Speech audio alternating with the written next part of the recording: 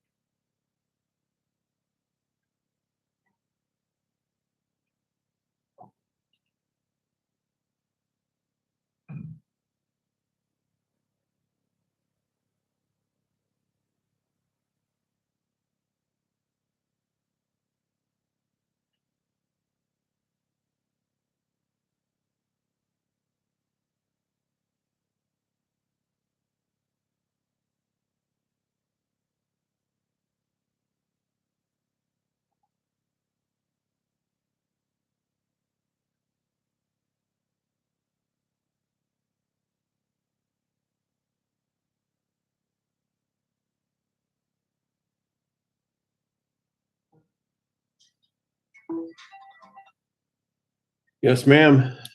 Hi, I'm so sorry. It's been a little crazy here. I'm sure with all. Oh, I'm good, thank you. Okay.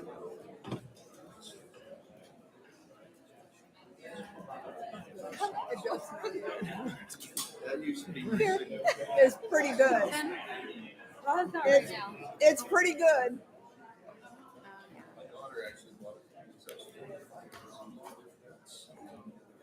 Need to bring my glasses. Oh, that's nice. They're overrated. Okay. Really.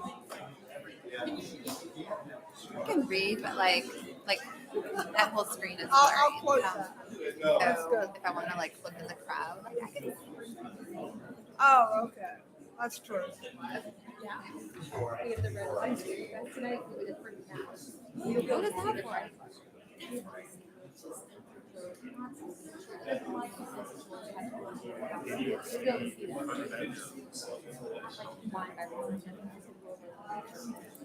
Yeah. Yeah, they're not like anything. Like, see that? test 1 2. Test 1 2. Excellent. Thank you. All right.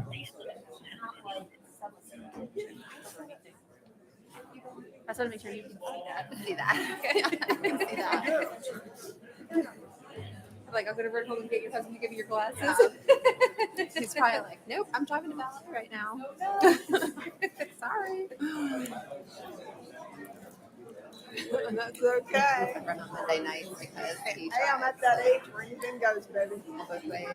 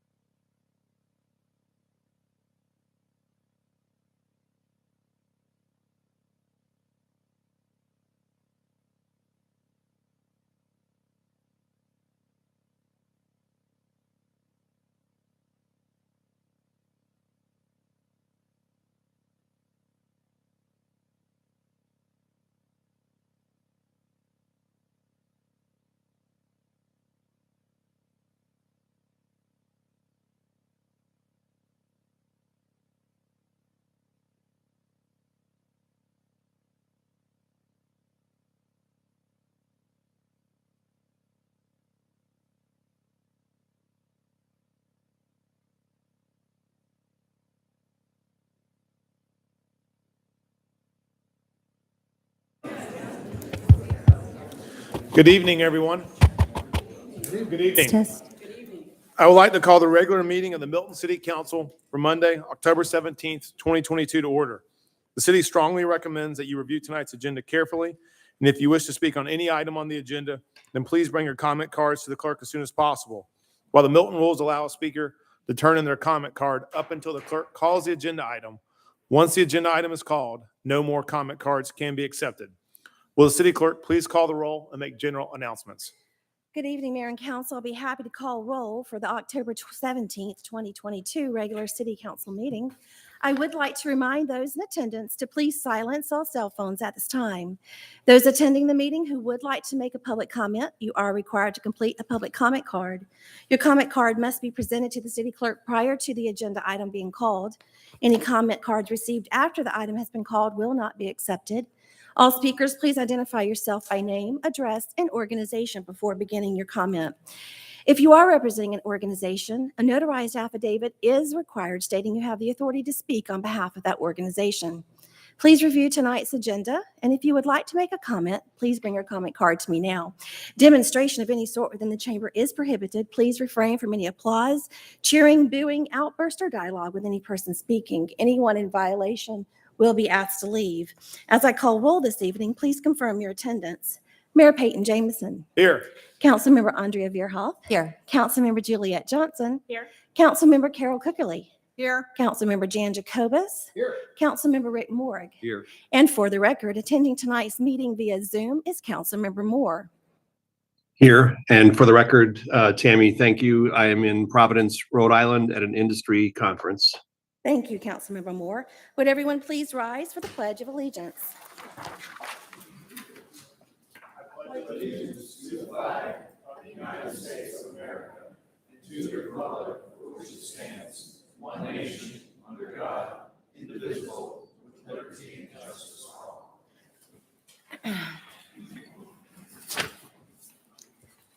Okay, next is the approval of the meeting agenda.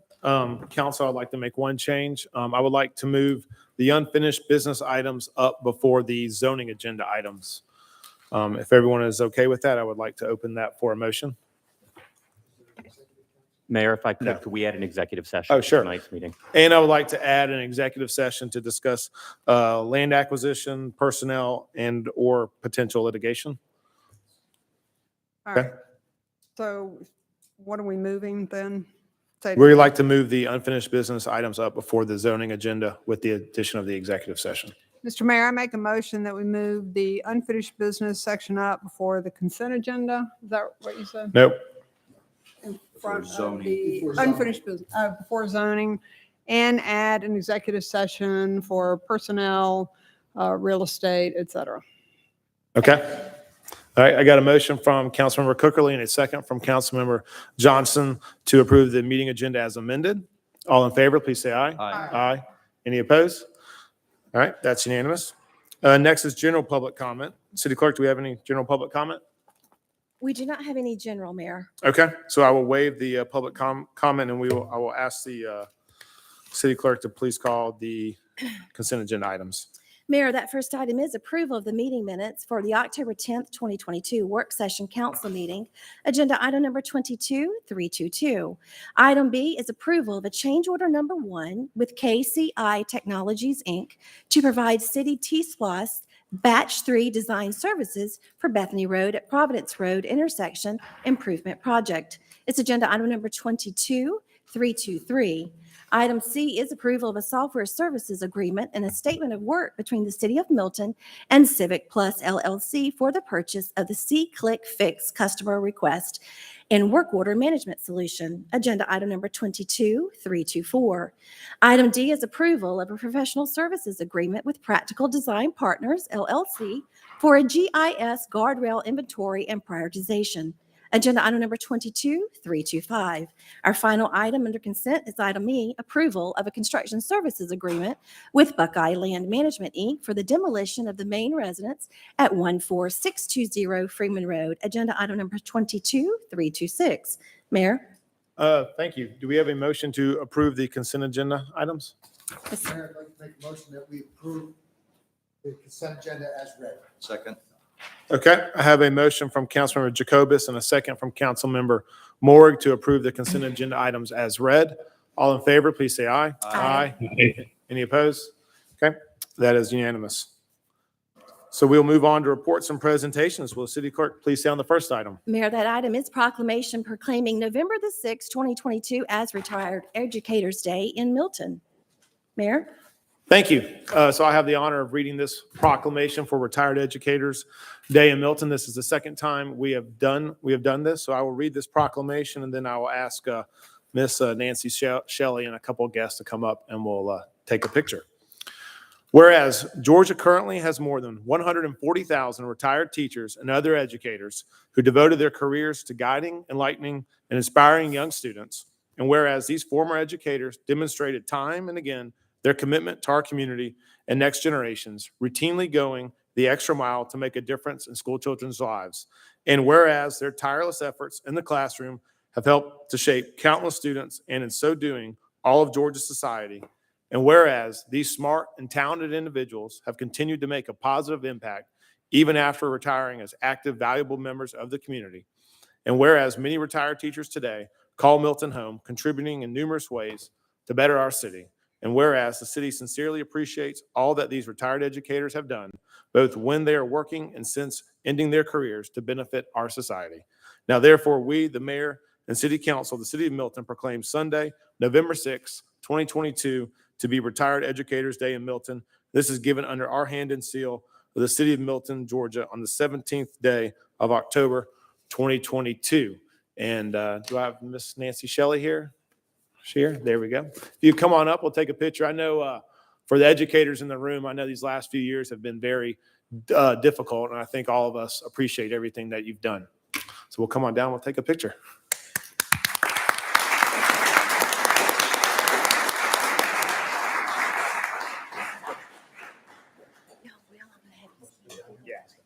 I'll give it to them. I'll give it to you. Thank you. Come in, y'all can stand up. And get a picture.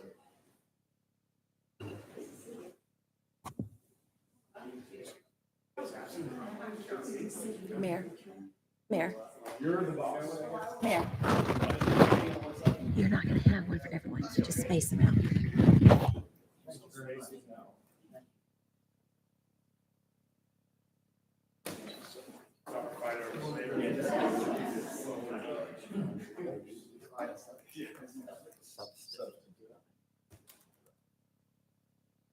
And pull that up.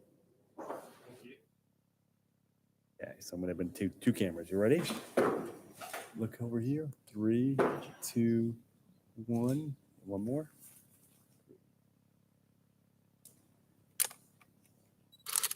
Okay, thank you.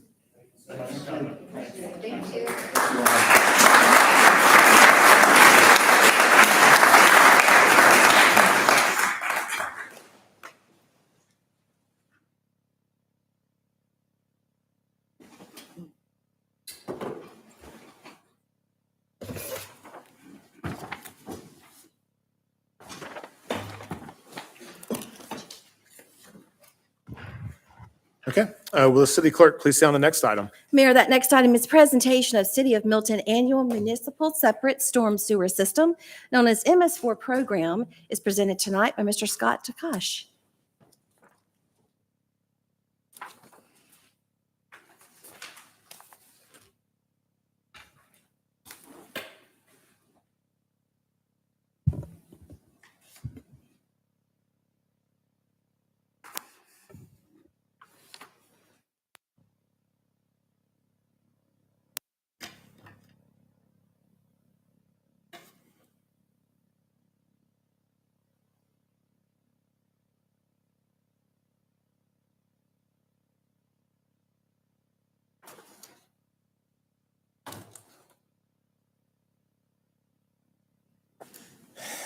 Good evening, Mayor and Council. My name is Scott Koch. I'm your new city engineer, and I'm here this evening to give you an update on the city's annual NPDS, or National Pollution Discharge Elimination System Municipal Separate Storm Sewer MS4 permit. This evening, I will provide an overview of the regulatory requirements of the permit, what's in it, and how staff is meeting the requirements of the permit, as well as the city's stormwater management plan.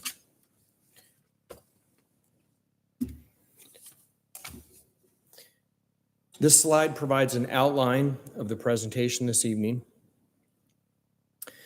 The annual reporting is a requirement of our permit.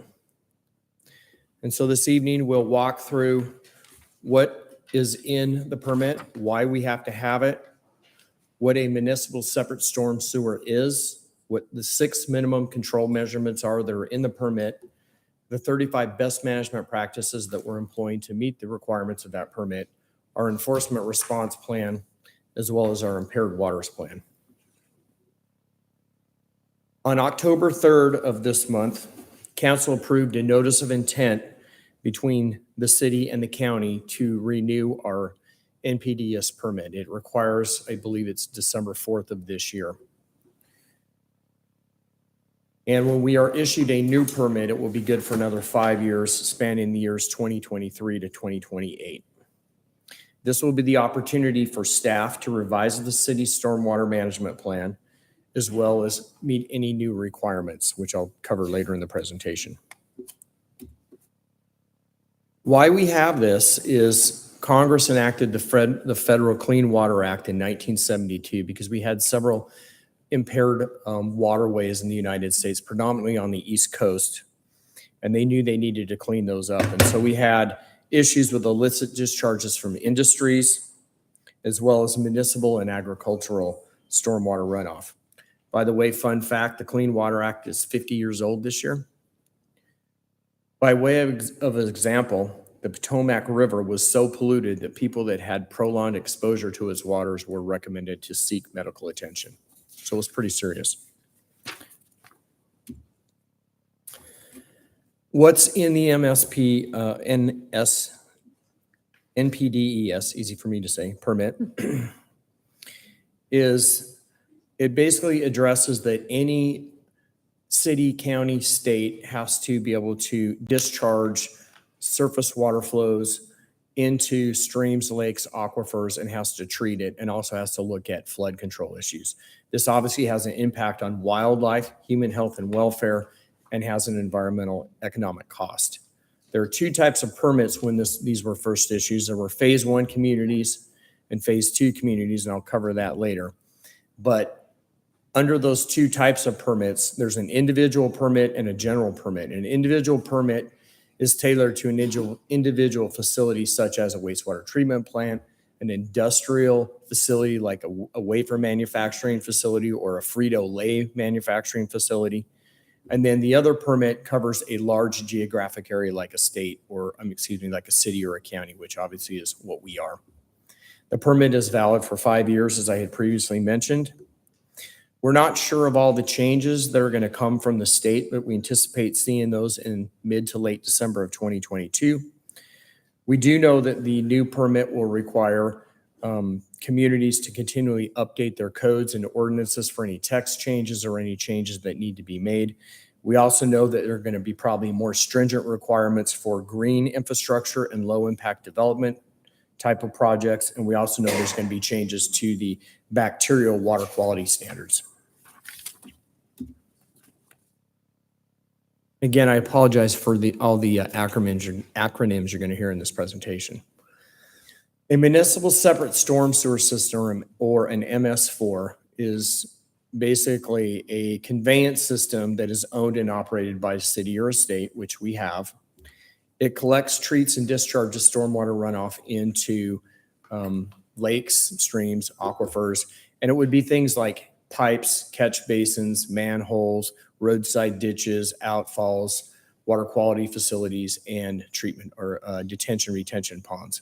One thing I do want to point out is we do not have a combined sewer system. That would be a system that is both sanitary sewer, so when you flush the toilet, as well as storm sewer. Those are very expensive to operate. We're very fortunate that we don't have that.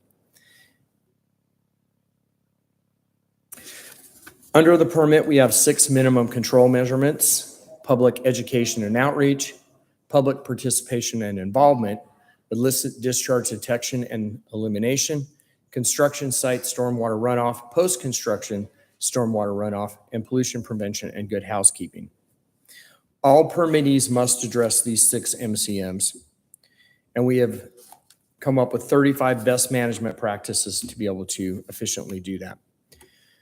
The first MCM is public education and outreach. Staff continues to provide public education via the bullets outlined on this slide. Public Works partners with the city's communication director for these BMPs. BMP 3, for example, is the reason I'm here this evening for this presentation. We are required to give an update, an annual update to the governing body of the city. Staff tracks the number of pamphlets that are distributed to the public, the number of hits that we get on our website, and we report these metrics in our annual report every year. Our second minimum control measurement is public involvement and participation. I'm not going to read every bullet on the slide, but you can kind of see what we do. The city's environmental program manager, Emily Groff, coordinates at least one stream cleanup event annually. We had one just this last weekend on October 15th, and it was picking up trash and debris in the Little River and some of its tributaries. She also coordinates the ongoing Adopt a Road program. What we do is we track volunteer sign-up sheets, we generate maps of the areas that are serviced, and we report those annually. We also report the number of pet waste bags, stream cleanup bags, and Adopt a Road bags that are distributed and collected. MCM 3 is illicit discharge detection and elimination. So under Title 40 of the Code of Federal Regulations, permittees must develop, implement, and enforce a program to detect and eliminate illicit discharges into its MS4. Under that, we had to develop a stormwater map. We had to develop a stormwater ordinance that provided us with the regulatory authority to implement an illicit discharge elimination program. We had to come up with an education component and a complaint reporting and a follow-up action plan for the public. Examples of illicit discharges are paint, raw sewage, industrial waste, all being discharged into the city's stormwater conveyance systems. My favorite is I had to go out one time and we had a gentleman that was discharging homemade gasoline into the storm sewer. It was interesting. I showed up with a police officer, the fire department, and code enforcement. Made the newspaper, and that gentleman went to jail. That wasn't here, right, Scott? That was your previous location. That was another state, Mayor. Okay. I appreciate the question. Minimum control measurement number 4 is construction site stormwater runoff control. This is a big element of our program. So this is predominantly for private development. It is managed by the good folks in community development, but it can also apply to capital projects, both for public works as well as if we're building, say, a new police station or courthouse. Under that, community development does plan review, land development permit review. They do inspections, and they have a complaint response program, and they do track and report those metrics to the district. Under Title 40 of the Code of Federal Regulations, permittees must develop, implement, and enforce a program to reduce pollutants from construction sites. Specifically, we're looking at total suspended solids, so that's just very fine soil particulate matter that's carried in the stormwater runoff, limiting nutrients, nitrogen, and phosphorus that can come from pet waste or fertilizers, bacteria, and hydrocarbons so when you park your car in a parking lot or whatever and it leaks or whatever, it can get caught up in the storm drain. And we do that for projects that disturb land of 1 acre or greater. Minimum control measure number 5 is post-construction stormwater runoff control. This is really stabilizing construction sites after they're done. And if I point to the graphic in the upper right hand of the slide, you've probably seen those green blankets. Those are attack a fire that usually has some kind of a seed in it and holds moisture so that the seed, the grasses or whatever can germinate. Again, under Title 40 of the Code of Federal Regulations, permittees must develop, implement, and enforce a program to address stormwater runoff into the MS4 from new development and redevelopment. Generally, this includes inspections of ponds, both public and private, outfalls, and conveyance systems. The city is broken into 5 geographic areas, and we inspect 20% of that a year. So we're actually inspecting 20% of those facilities every year and reporting on those things. And if there's deficiencies, we'll go fix them. If they're ours, if they're private, we'll let the owners know that they need to correct those. We also are required to permit and inspect GI and LID BMPs. Again, apologize for the acronyms. So examples of that would be green roofs, tree planting, bioretention, on-site infiltration, permeable pavement, and rainwater harvesting. The final BMP is pollution prevention and good housekeeping for municipal operations. We have 9 of these, and again, under the code of Title 40 of the Code of Federal Regulations, we're required to implement and have a program. Examples of good housekeeping are proper operation and maintenance of municipal parks, streets, fleet maintenance facilities, and stormwater MS4 systems, as well as retrofitting of existing flood management projects and new flood management projects. So you can see a street sweeper there. That's an example. Under the enforcement response and impaired waters, that covers the illicit discharge detection and elimination element. It covers the soils erosion and sediment control element, commercial on-site storm water systems, and we have to have some kind of a plan for how we deal with debris and waste that we collect. And we have an environmental ordinance to deal with that. We do have a couple of streams in the city that we monitor through the Fulton County MOU that council recently approved. We are monitoring the Little River for habitat and biological monitoring. And so what that is we're looking at macroinvertebrate populations. That's just a fancy word for water insects, but they're very good indicators of a stream's water quality. They also do fish samples. They do water quality testing. They do stream reach assessment and calculations and stream velocity profiles. These are all indicators of a stream's health. Recent testing of the Copper Sandy Creek indicates that habitat and biological health is improving, specifically for total suspended solids, fish, and macroinvertebrate populations. And I know that's a very quick overview of the program. So at this point, I'll open it up for any questions. Thank you, Scott. Any questions, Scott? I do have one question. How big of a deal is it when landscapers push everything into the storm drains? Mayor, Councilwoman Cookley, that is actually a big deal because some of that landscaping stuff carries a lot of the nitrogen and phosphorus. And what happens if that gets into the water column, a lot of the bacteria in the water column will begin to break that down as a food source, and they deplete the oxygen, and that drives that dissolved oxygen down in the stream so fish can't breathe.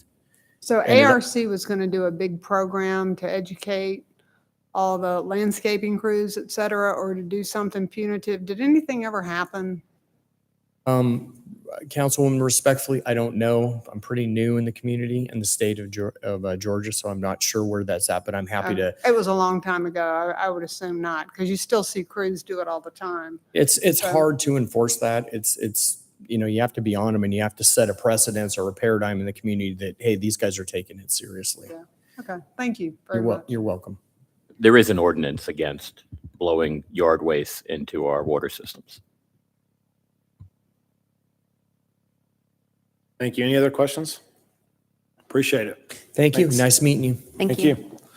Okay, we will move on to the first presentation. Will the city clerk please stay on the item? Mayor, that item is consideration of RZ 2206, a text amendment to amend Article 6, Article 6, Division 2, AG 1, as it relates to lot width. Agenda item number 22327. Mayor? Thank you. Do I have a motion on the first presentation? Mr. Mayor, I make motion that we approve the first presentation as read. Second. Okay, I have a motion from Councilmember Morg and a second from Councilmember Cookerly to approve the first presentation as read. All in favor, please say aye. Aye. Any opposed? That is unanimous. So we will move on to public hearing. Will the city clerk please say on the first item? Mayor, that item is consideration of the issuance of an alcohol beverage license to Jandy Food Double Plus LLC, doing business as Sushi Nami at 5316 Windward Parkway, Suite B, Milton, Georgia. It's agenda item number 22328. Our finance director, Ms. Karen Ellis.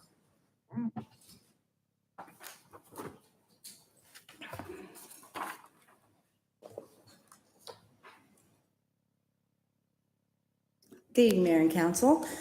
This evening, I have an alcohol beverage license for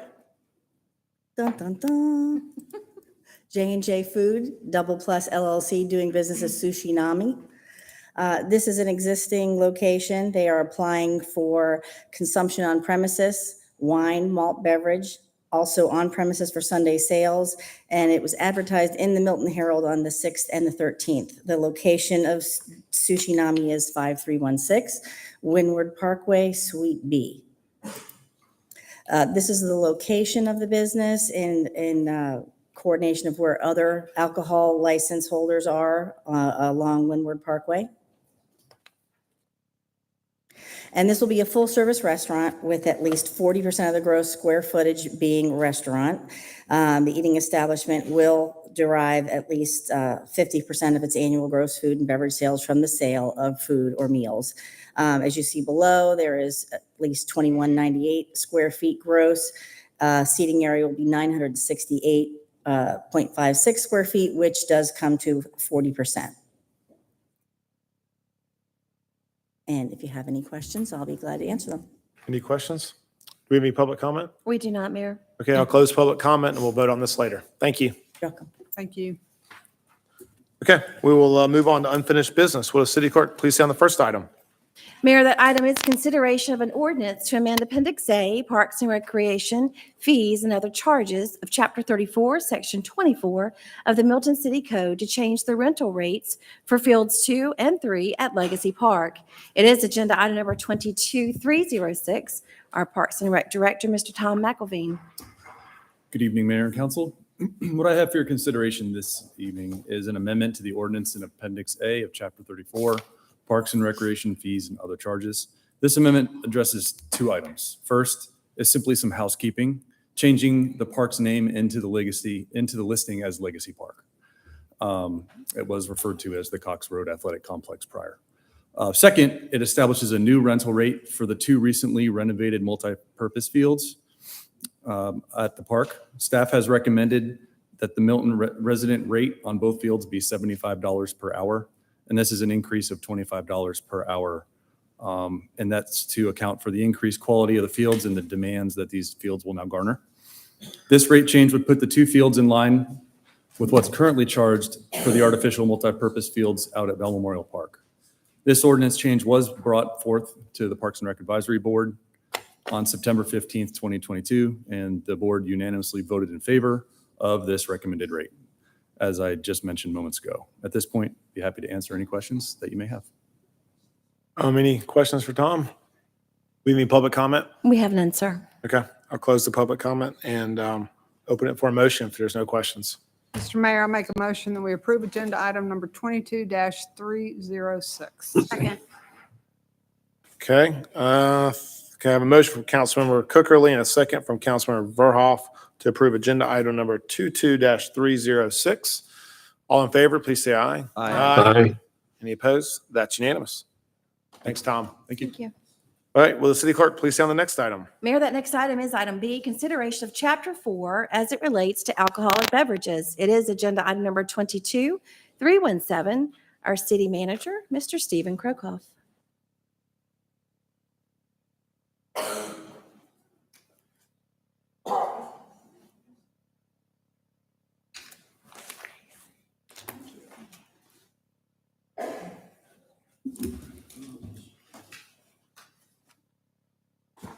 Thanks.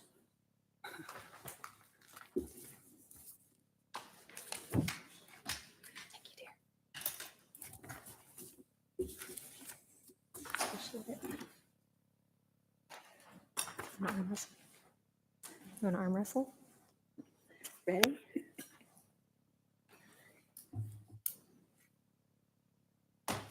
Good evening, Mayor and Council. I am before you tonight, again, to report back on our continued progress in revising Milton's alcohol code and hopefully bring it to a vote tonight. We'd like to thank you for your feedback during September's work session, the October 3rd council meeting, and again at the October 10th work session. Tonight's presentation will focus on barrel limitations for brew pubs, microbreweries, and microdistilleries, and then provide an overview of the license types. Before I do so, you have in front of you a red line version of Chapter 4, which is Milton's Alcohol Beverage Code, with non-substantive changes other than the feedback from last week's council meeting and some additional legal edits. I'm going to go through the full presentation and then pause for public comment and input. And then I'll return for the decision points and further questions from the mayor and council. So as I said, tonight's two objectives will be to discuss the barrel limitations and an overview of the alcohol code. Again, these are the icons that we've been using throughout the presentations. So I will move to brew pubs. A brew pub is any brewer that also qualifies as an eating establishment that meets the 50-50 food to food plus beverage sales ratio. A brew pub is authorized to manufacture its own malt beverages for sales by the drink or package. Additionally, they are authorized to serve by the drink other manufacturers' malt beverage, wine, and distilled spirits. Finally, they can sell other manufacturers' malt beverages and wine by the package. State code limits barrel production at brew pubs to 10,000 barrels per year, of which no more than 5,000 barrels may be sold to wholesale dealers. If you recall, the Planning Commission recommendations were at 3,000 barrels, irrespective of retail versus wholesale. When reviewing local alcohol codes, we learned that Alcohol Canton, Johns Creek, and Roswell all either repeat the state code limitations or explicitly state that they follow the state code limitations. We interviewed a handful of prominent brew pub owners, including the current and former executive directors of the Georgia Craft Brewers Guild. The following information is going to apply to brew pubs we're discussing and breweries on the preceding slide. So with those people, we discussed state limitations, and we learned that most of them are instituted to offset concerns regarding the state's three-tier system. And none seem to understand the city's desire to limit it at the municipal level. I discussed with them an article that was provided to me that identified the square footage requirements of an establishment to be approximately 2 square feet per barrel of yearly capacity. According to this math, a brew pub or microbrewery that produced 3,000 barrels would need a minimum of 6,000 square feet. None of those I interviewed had heard of the ratio. Of those we interviewed, the largest square footage we found was 13,000 square feet, with a yearly barrel yield of just under 4,000. No establishment claimed barrel production they sought was limited by the square footage they had, but more so by the current setup of the types of serving tanks they had, fermentation tanks, how they used kegs, and in brew pubs, the size of the restaurant and eating area. I'm going to move on to microbreweries now, and I'm going to come back to these decision slides like the one just before when we come back. But before I do, perhaps you may have some questions as to where I am right now. I want to open that opportunity.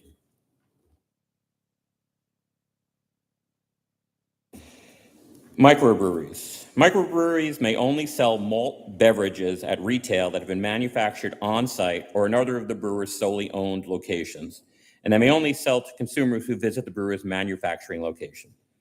Breweries may be permitted to serve malt beverages by the drink for on-premise consumption and sell malt beverages by the package for off-premise consumption. State code does not limit barrel production at breweries or microbreweries, except to limit the number of barrels that can be sold to retail. And that's 6,000 barrels per calendar year aggregated among all of the brewer's licensed premises.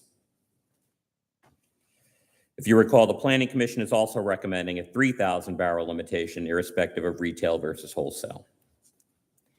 We've reviewed the alcohol codes of Alpharetta, Canton, Johns Creek, and Roswell for comparison. Alpharetta has no limit on manufacturing, but limits barrels sold at retail to 3,000. Johns Creek references and repeats the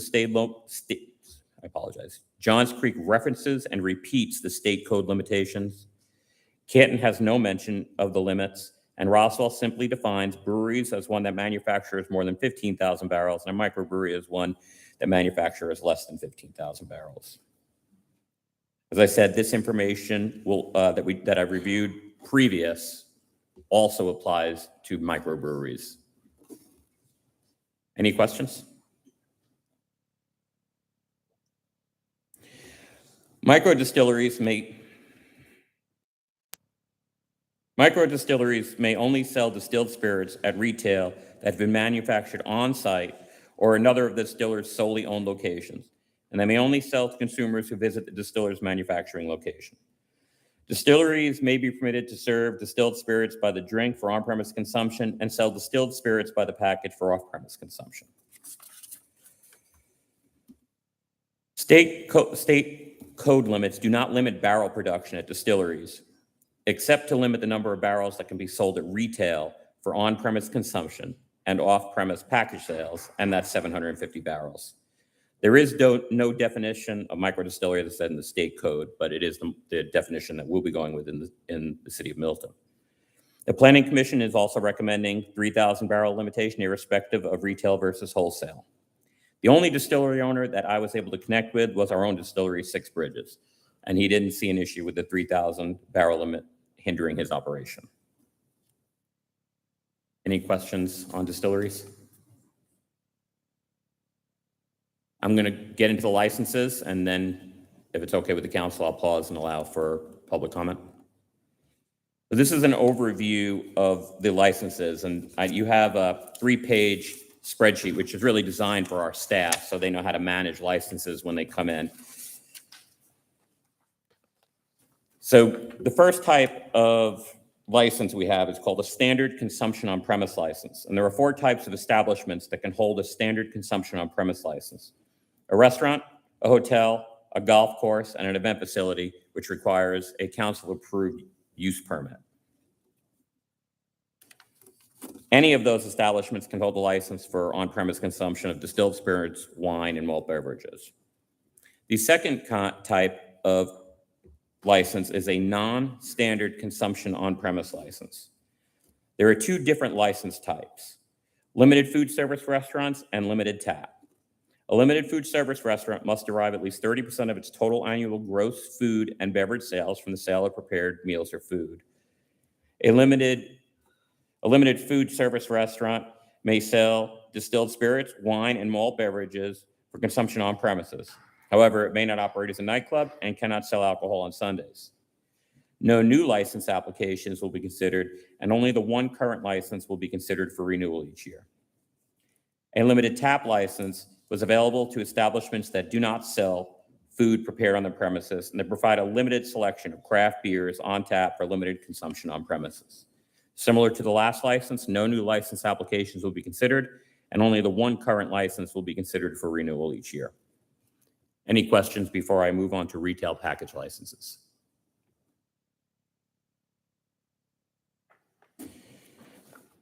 There are 3 types of retail package licenses, though I combined 2 on the slide: distilled spirits, wine, and malt beverages. Wine and malt beverage regulations are the same when it comes to package stores and are treated as such. Distilled spirit package stores will now require a council-approved use permit and cannot have ancillary tastings unless the establishment is also licensed to sell wine and malt beverage by the package, and then they can only have ancillary tastings of wine and malt beverages. Any questions related to package stores? There are 2 types of hybrid licenses: brew pubs and farm wineries. We've gone over brew pubs at a decent length, and no changes have been made to farm wineries. Farm wineries, as a reminder, may sell wine for consumption on-premise in a tasting room and by the package for off-premise consumption. Farm wineries are already regulated through council-approved use permits. Any questions on hybrid licenses. Manufacturing licenses. There are two types of manufacturing licenses, microbreweries and microdistilleries, both again of which we discussed this evening, and both which will require council-approved use permits. I'll move on to specialty licenses, which we did not discuss too much throughout the process because there have not been many changes. There are three types of specialty licenses: specialty gift shops, incidental service, and bring your own beverage. A specialty gift shop is a retail gift shop that may sell wine or malt beverage by the package as part of gift baskets. No material changes were made to this license. The next is incidental service licenses. This license allows for the provision of a limited amount of free wine or malt beverage to patrons of a retail establishment. One change that was made to this license is the requirement of a review by the Community Development Director with input from staff and the council to determine uses that are compatible with incidental service. The third type of specialty license is a bring your own beverage license. Such a license allows restaurants, council-approved festival or event indoor-outdoor use permit holders, and establishments approved by the Community Development Director with input from staff and the council to determine uses that are compatible with BYOB. Are there any questions regarding specialty licenses? And the last one, add-on licenses. Craft beer and/or wine market licenses are an add-on for a wine or malt beverage package store that allows for limited consumption on premises of wine and malt beverages. We have two current craft beer and/or wine markets, and future applications will require a council-approved use permit. Alcohol beverage caterer license are add-ons for any standard consumption on-premise license holder or any package store holder, and enables them to cater alcoholic beverages. There are two types of Sunday sales licenses: by the package for off-premise consumption and by the drink for on-premise consumption. On-premise consumption is controlled by the city's referendum on Sunday sales and is restricted to establishments that derive a minimum of 50% of their total sales from the sales of prepared meals and food. And finally, an ancillary tasting license, and that is available to package malt beverage and beverage and wine retailers for the sampling of limited amounts of malt beverage and wine. And council, that is all. If there are no questions on that or anything on the presentation for now, I can yield for public comment, or I can answer any questions you have now. Any questions? Steve, just one comment. All of these recommendations from staff will not have any impact on a current license holder. Is that correct? For any license holders on these specific things that we're talking about? None of the limitations that I stated, and I assume we're talking about the non-standard licenses. Correct. They will still be allowed to apply as it's written in the code, as it's being proposed in the code. They will still be able to apply each year like every other license holder to renew their license. We just won't be allowing new licenses of any of the non-standards. All right, thank you. Miss Tammy, I guess we'll call for public comment. How many public comment cards do we have? I didn't count them, sir. We have a few. Okay, so I'll just reacquaint the room. I know we got a packed house tonight, and so if possible, please refrain from any booze, outbursts, dialogue, or anything like that. We want everyone to speak their mind in a open setting. So if we'll call the first speaker. Mayor, the first two I will read into the record, and then I'll begin inviting people to the podium. The first one is from Liam Pollock at 120 Brookfield Hollow in Roswell. I am the audio-visual guy of Billy Allen's. I understand I am a Roswell resident, but Billy Allen has been nothing short of a beacon of hope for a guy who graduated college with an audio engineering degree in the middle of a pandemic. Billy has been essential for my development as a professional as well as a human being. Next is Joanne Lask. She is at 12580 Crabapple Road here in Milton. Billy Allen's is a great place for senior citizens to go, especially if they can't drive far or are afraid of crime. Please vote for 3070. Mayor, I'd like to invite Mr. Clay Gridley to the podium, please.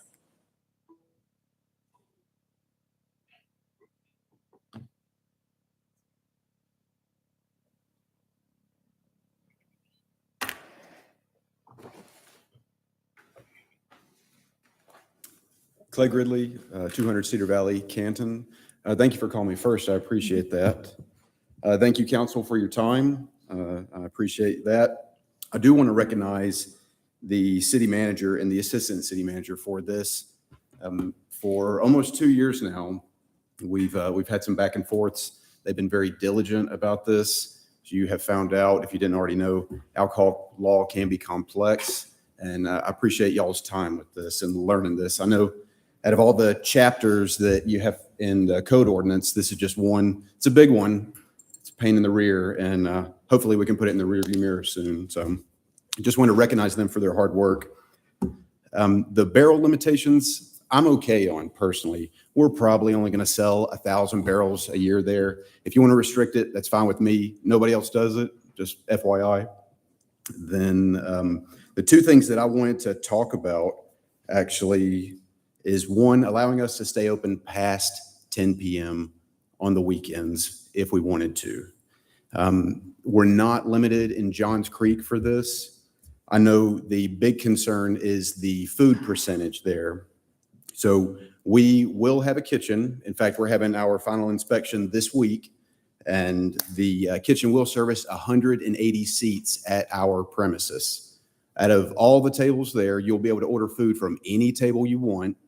We are separate entities because we're not food people, but they will be able to service every seat there. So we hope there's a good percentage of food sales there, but I know that's a big sticking point with it.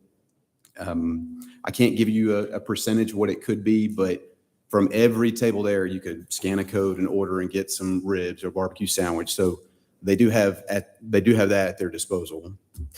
So I do request. I had to turn some people away this weekend for that very reason, but we would like 11 p.m. I think that'd be a good one. I know other local entities can do 2 a.m. or something. We're not trying to do that. But, I mentioned before, if there's a football game or if it's the weekend, it's New Year's Eve. We have a New Year's Eve thing we do every year at Johns Creek. It's really popular too. So I would like to ask for, I would say at least 11 o'clock, if not midnight. The second is Sunday sales. I know it's going to sound like I'm beating a dead horse here, but about a month ago or whatever, it was passed, but we cannot apply for it just yet. There's currently a moratorium in place for new applications, and even though it's an add-on to our existing one, that's considered a new application. So we're unable to apply here for that. And let's see, I think there was some language issues there as well, but I just found it kind of silly that it was passed the same night we got our permanent license, and we're having to start all the way over with it. And even then, this moratorium, I get it. We're missing out on football season right now. I just installed several $1,000s worth of TVs, and I'm paying DirecTV $300 or $400 a month right now for that. We're not getting to use it. So I would like to put those to use. If we could either allow us to apply for this or lift this moratorium or whatever it is. But I mentioned in my talks with the city manager, we're probably losing about $15,000 a month not being able to operate on Sunday. I had to turn away a holiday event for a Sunday as well. And, being a small business in Milton is not a slam dunk. It's not easy, a lot of challenges to it. And when these restrictions are put in place, it does not make it easy for small business owners. So I want to stress that right there, and appreciate your consideration, and happy to talk about anything if you have any questions for me. Thank you. Thank you. Please call the next speaker. I'd like to invite Josh Rachel to the podium, please.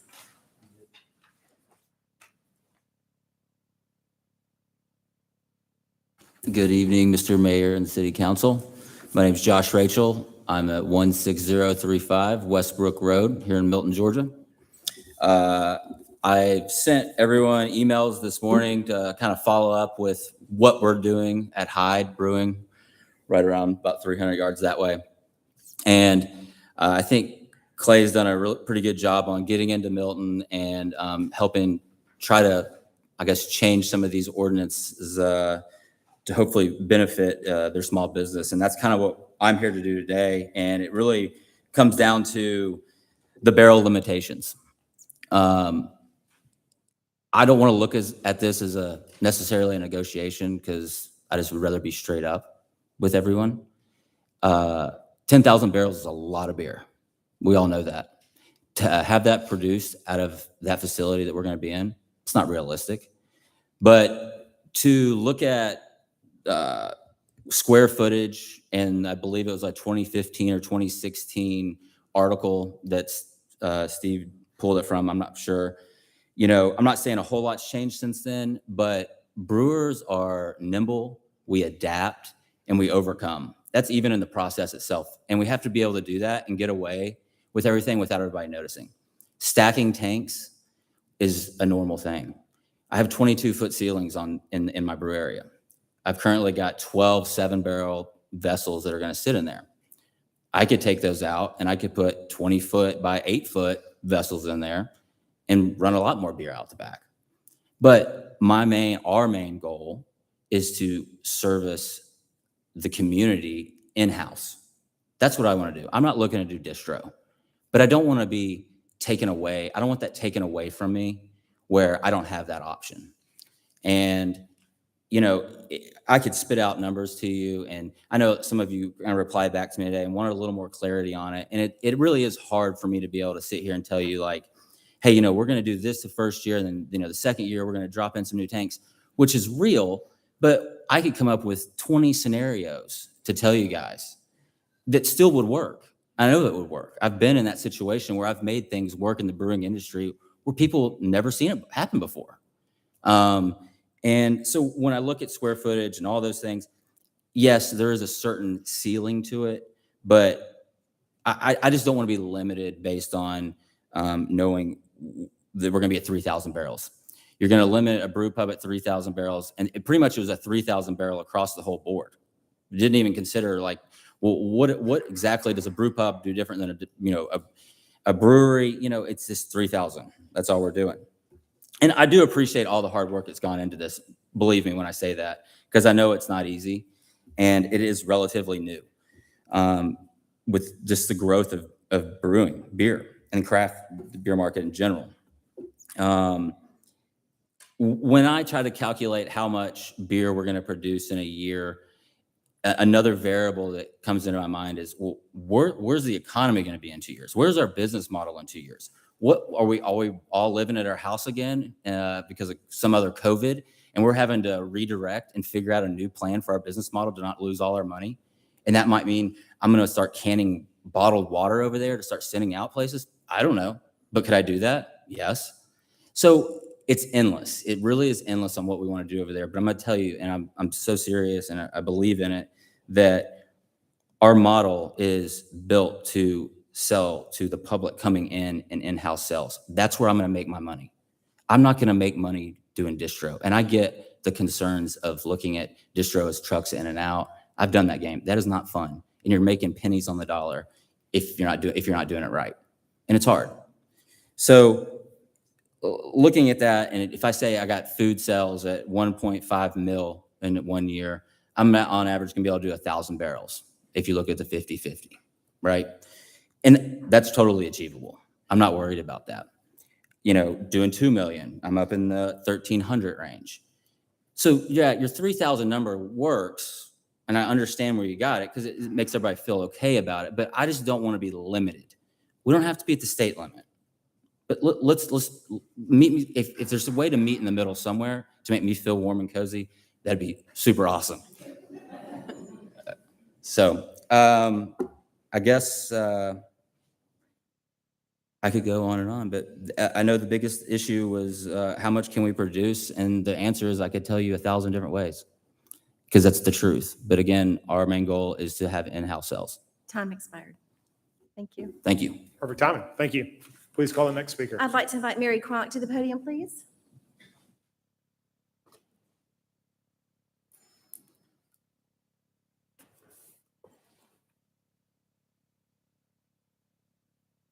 Good evening, Mayor and Council. My name is Mary Cronk, and I live at 600 Hickory Mill Lane. I first want to state that I am in favor of the proposed changes to remove from our ordinance limited food service restaurants with their 70-30 ratio of alcohol to food. Next, I agree that council and businesses alike need to honor what they have said as well as abide by our ordinances. But this is where it gets tricky. As we have heard from our only limited food service restaurant in comments and also in an email dated October 1st at 10:29 a.m. to people on the mailing distribution list, business stated, "I was promised a grandfathered license to protect me for the next 10 years." In situations like this, how do you know what was said, what was promised, and what's in writing? Well, in this case, you can start by going to YouTube and listening to the October 18th, 2021 council meeting, where the moratorium on specific types of businesses, including the limited food service restaurant, was discussed. You can listen to statements from Mr. Allen and the lengthy, hours-long discussion among the council members. You can also listen to the motion that was made and approved 5-2 by council. If you do listen, you will hear at approximately 3 hours into the meeting the following. When asked by council how the proposed moratorium would impact the only 70-30 business, Mr. Gerard, the city attorney, stated, and these are, I listened to it and took it down verbatim. Again, I will go back to what I stated in respect to the temporal authorization of the alcohol license. It is, again, a year-to-year license. There is no expectation that you will have the right to get it again because the council reserves a right, as every council and board of commissioners in the state of Georgia does, to modify the terms and conditions in which alcohol will be authorized for sale in the jurisdiction. He then goes on to state, my point is that this is one of those things where if you wanted to try something on for size, you would have the right to do that. See how it works, see if there are problems, then you could restrain it in 2022, should you want to. At 3 hours and 41 minutes into the meeting, when asked a question about whether limited food service restaurants, that term, would have to be in our ordinances for the current business to be able to operate, Mr. Gerard said, he has a limited food service permit right now. Under the language you are sticking in there, he would be entitled to at least apply for a renewal. After further discussion, at 3 hours and 47 minutes into the meeting, the motion that follows was made. And this motion was made with the understanding that council was not guaranteeing anything to this business other than the right to at least apply for a renewal annually. The first part of that motion was made by Councilmember Moore with additional language from Mr. Gerard. And the motion was, Mr. Mayor, I make a motion that we approve the language in D, Section 4-125, hours and days of operations, D, to accommodate limited service restaurants Monday through Saturday from 9 a.m. to 11 p.m., as stated with the additional language generated by Mr. Gerard, our city attorney. And Mr. Gerard followed saying, except that a limited service restaurant that received a limited service restaurant permit from the city of Milton prior to October 18, 2021, shall be authorized to renew that permit upon the same terms, conditions, alcohol to food ratio, and hours of operation as were authorized in its 2021 permit. Those were the words that were spoken and the motion that was made and approved by council. And unless there is something else in writing after that motion, those are the terms of the alcohol license for this establishment. There was no mention of a guaranteed year-to-year license or a 10-year license. Just like there's no guarantee for any business that their alcohol license will be renewed each year, but they all have the right to apply for renewal. So in this situation, council has honored what it said in the alcohol license that was issued to this business in allowing it to apply for a renewal of the alcohol license. Thank you very much for your time and all that you do. Thank you. Will you please call the next speaker? I'd like to invite Griff Sims to the podium, please.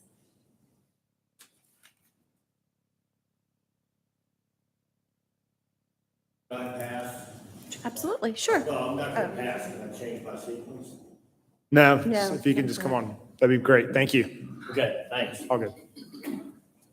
Thanks for having me. My name is Griff Sims, and I'm a real estate broker. And when I was engaged or introduced or referred to Billy Allen 3.5 years ago, Sorry, sir, we set your address for the record? I'm sorry, Griff Sims, 2566 Oglethorpe Circle, Atlanta, Georgia, 30319. Thank you. Thank you. So I said, no, thanks. This is not my backyard.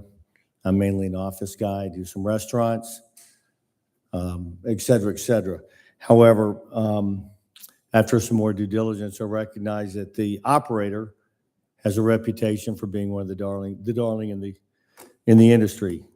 When you talk about restaurants, bars, nightclubs, clubbing, things like that, we're in a vast ocean where everything is tantamount comes down to the operator and who you're doing business with, and the character of that individual.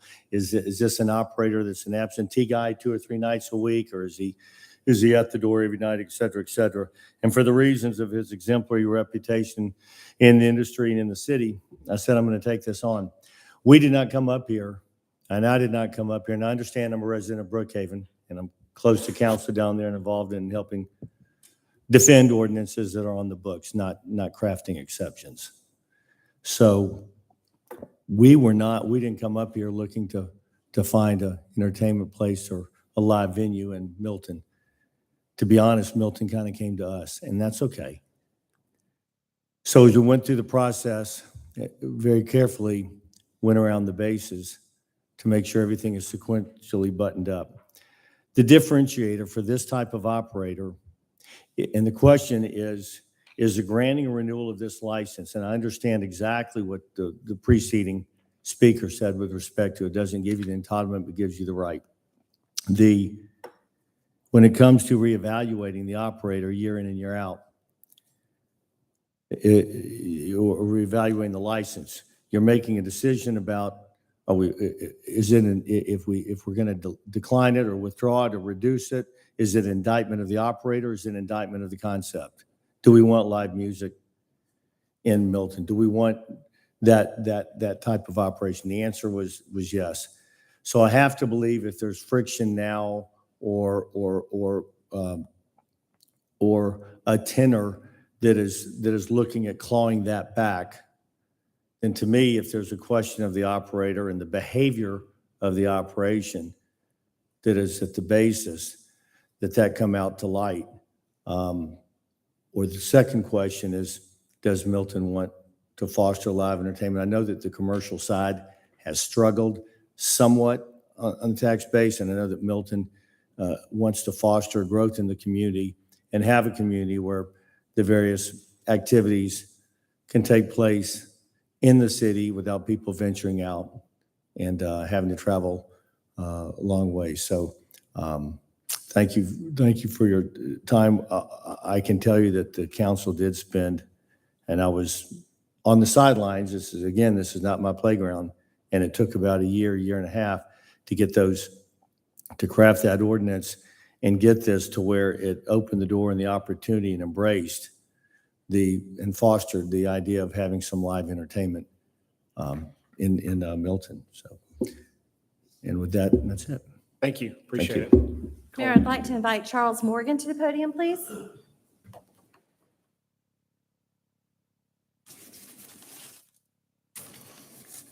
Thank you, Mayor and Council. My name is Charles Morgan. I'm a Milton resident. I live at 595 Arbor North Way, Milton 30009, just right down the street. I'm a lawyer licensed to practice in the state of Georgia. I am here not only as a Milton resident, but as the attorney for Mr. Billy Allen and his business. And I have to say that I am, I love living in Milton, but I'm a little bit disappointed in the operation of the government here. And let me tell you specifically what I mean. This is my third appearance before the city council. And one or two previous meetings, there was a slide put up that said the Planning Commission recommends the discontinuance of Billy Allen's license. Okay, and then there was no information otherwise about what had happened to that. In other words, is the city council planning to do that? Have they considered the Planning Commission's vote there? Has there been any transparency about why the Planning Commission voted as it did. And I'm disappointed because there's no transparency.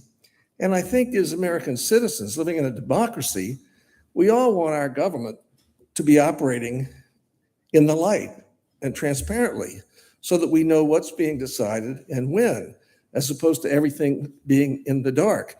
Now, I have to tell you that I've been somewhat upset by this because Mr. Allen has gone through a very painful period since this comes out. He's trying to run a business here. I've told you before that I've known him for many years, and from my standpoint, he's a very honest, ethical person. And I can guarantee you, I wouldn't stand up here and speak in his favor if I didn't truly believe that. But in my opinion, the city of Milton owes Mr. Allen an apology, because to let it just hang out there and linger there for weeks that maybe his license is going to be renewed, that rumor's been all over Milton.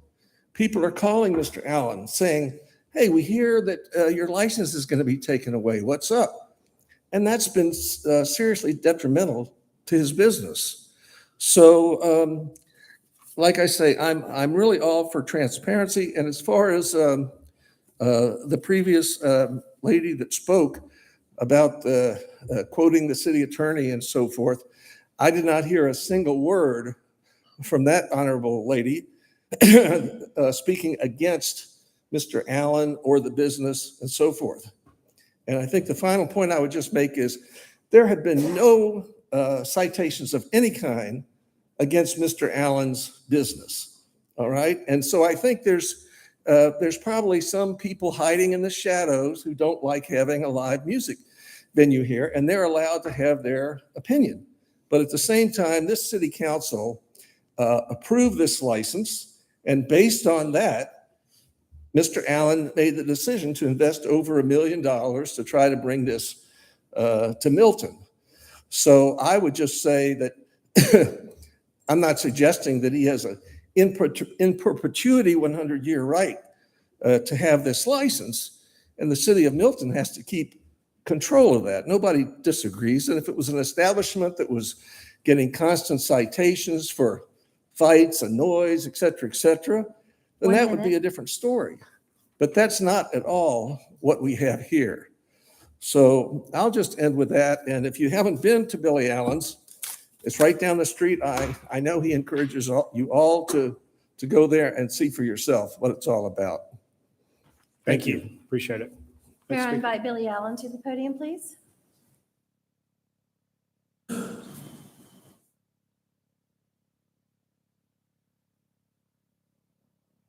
Good evening, council. My name is Billy Allen. I reside at 440 Glen Courtney Drive, Atlanta, Georgia, 30328. Once again, I'm blinded by what's going on here. The city planning, no vote tonight for me. I don't quite understand the government. That's why I bring somebody with me that does.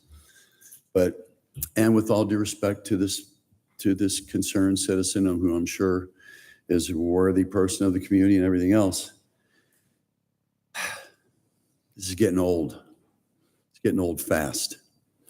And I just don't understand how I can be treated like this. I can't fathom the facts of the minutes of the conversation. I used the word grandfather clause with this gentleman right here before it was over.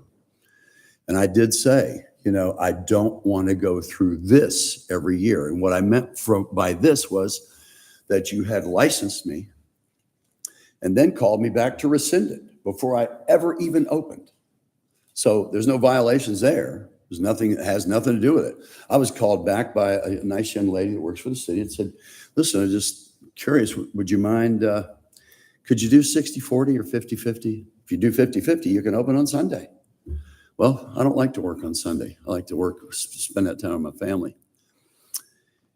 And so that didn't really mean too much to me, but I was very curious as to how they could do that before I ever opened my doors. And since then, I've had one meeting with Mr. Buscemi, who called me in. I didn't know why I was called in, wasn't sure what was going on.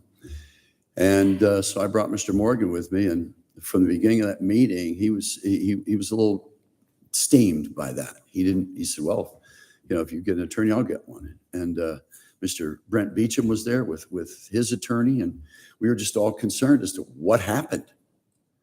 And what happened was a compilation of things that could have been violations. And he said, look, I'm going to do you a favor. You got to get rid of this, and this.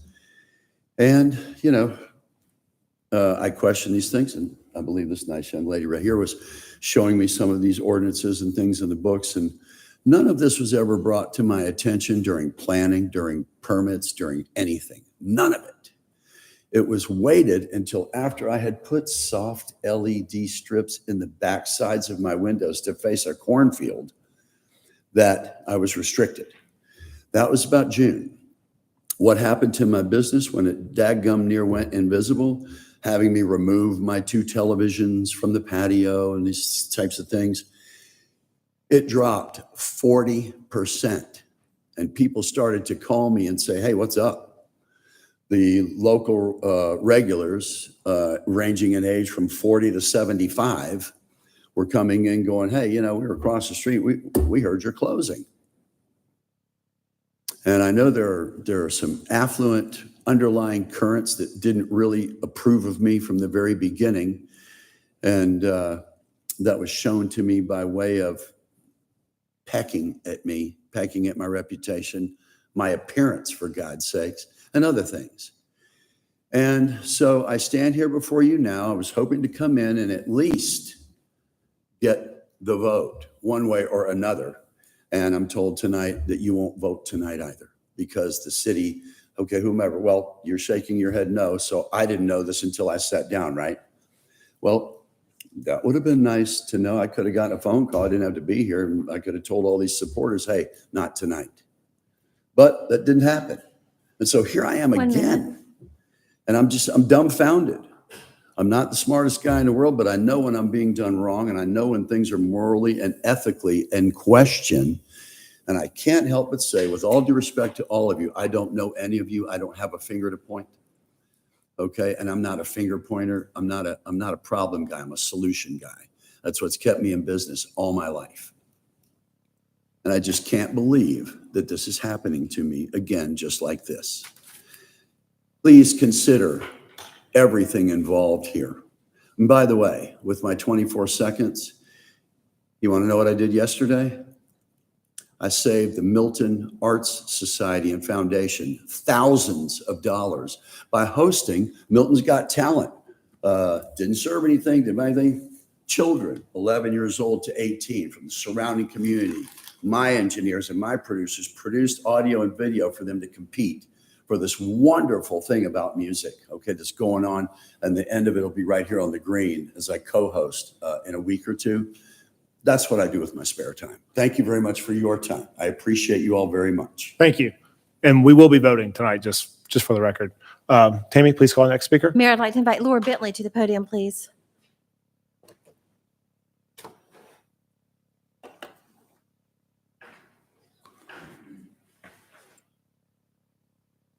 Mayor, Council, I'm Laura Bentley, 2500 Bethany Church Road. I'm here tonight because I know you all sit up there. You're not trying to close down businesses, and I've sat where you've sat as well. So I know what you're faced with. Our Planning Commission has weighed in on this. And for those in the audience that might not know, the role that our Planning Commission has played in the past is some 15 years ago, our Planning Commission is the committee and the commission that held steadfast on sewer lines coming into our city. And they have also, Mayor Jameson was on when we fought off the conservation subdivision ordinance. So our Planning Commission is important, and it's worthy of being regarded. And as the famous Joan Longoria would say, you are here tonight making sausage. This is not easy, and you are appreciated, and I appreciate everyone that's here to have a comment. The issue is that nightclubs are not allowed in Milton, And when we accepted the new alcohol ordinance, there was a 70-30 in there, and we were told that craft cocktails this would better allow for craft cocktails. We have live music now in our city, which perhaps can be accommodated in some way. I'm here tonight to encourage you to find the sweet spot, to find the balance, do something. This is important. 70-30 is not allowed anywhere else. There's Savannah, there's Atlanta, and there's Milton. And if you think that this use is going to decline over time, I think you're not being realistic. So tonight is the night that you can sit up there and do the hard work of finding a business that can be sustainable and can also strike the balance that keeps Milton Milton. Thank you. Thank you. Please call the next speaker. Mayor, that concludes public comment for this Okay. item. So I'll close public comment. And yes, Steve, I guess, are you done with the presentations or? I am. Okay. Yeah. Okay. Unless I have to go back to something, I guess I should be fine from where I am. Okay. Council, questions for City Manager Krokoff or any staff members? The one thing I didn't include, Mayor, if I could, and one of the speakers reminded me as they stated it, if you do pass, and correct my wording if I'm wrong at all, Ken, if you do pass the Chapter 4 changes tonight, that does eliminate the moratorium. That was one of my questions. Okay. So the go with my one question is, for example, the brewery we have, they could apply for Sunday sales whenever y'all are ready, I guess, whenever the moratorium is lifted. So in a few days, I guess, after I sign it, or? I would, once the council votes and it's signed, then it should be a matter of days. Okay, good. Okay, questions, for Steve? Okay. Peyton, I have a question or two. Shoot. Steve, on the assessment that you made for Johns Creek, Roswell, and Alpharetta regarding the barrel limitations, the 10,000 barrels, were those, can you define for me where those businesses exist? Are they in a more commercial area? Are they in a retail environment like Crabapple is? Is there a way to draw a comparison, or is it apples and oranges? I did not research the locations of their businesses. I just researched their code. So I don't know where their breweries, brew pubs, or distilleries may be located.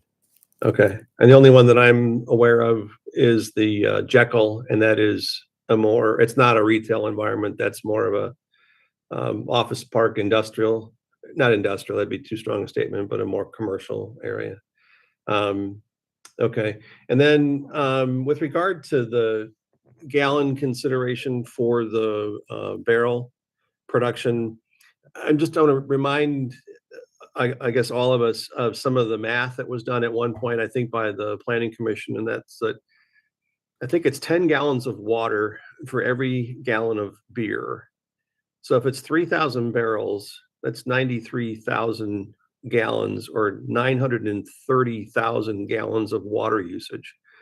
And just, I think it's all about scale and making sure that we, as we measure what the right gallon production or barrel production is for Milton, that we take into consideration the environment that we're talking about with this production being in a more retail family setting, not in a commercial setting.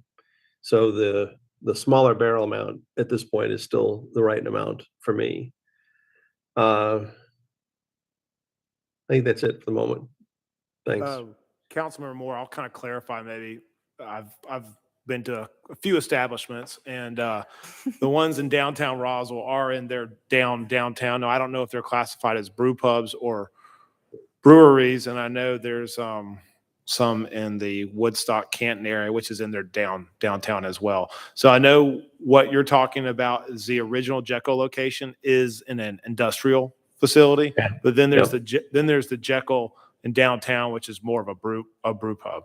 So yeah, I can tell you who I spoke with. Okay, if that will help at all. And Councilmember Cookerly. Yeah, please. I spoke with Brazelton Brewing Company. From the Earth Brewing, I'm sorry, it's in Braselton. Cherry Street Brewing in Cumming, and they also have a place in Vickery, in Halcyon. From the Earth Brewing Company in Roswell. Gate City Brewing Company. I don't have the city on that. I apologize. Maybe one of y'all That's know. in who that Roswell. is. Okay, thank you.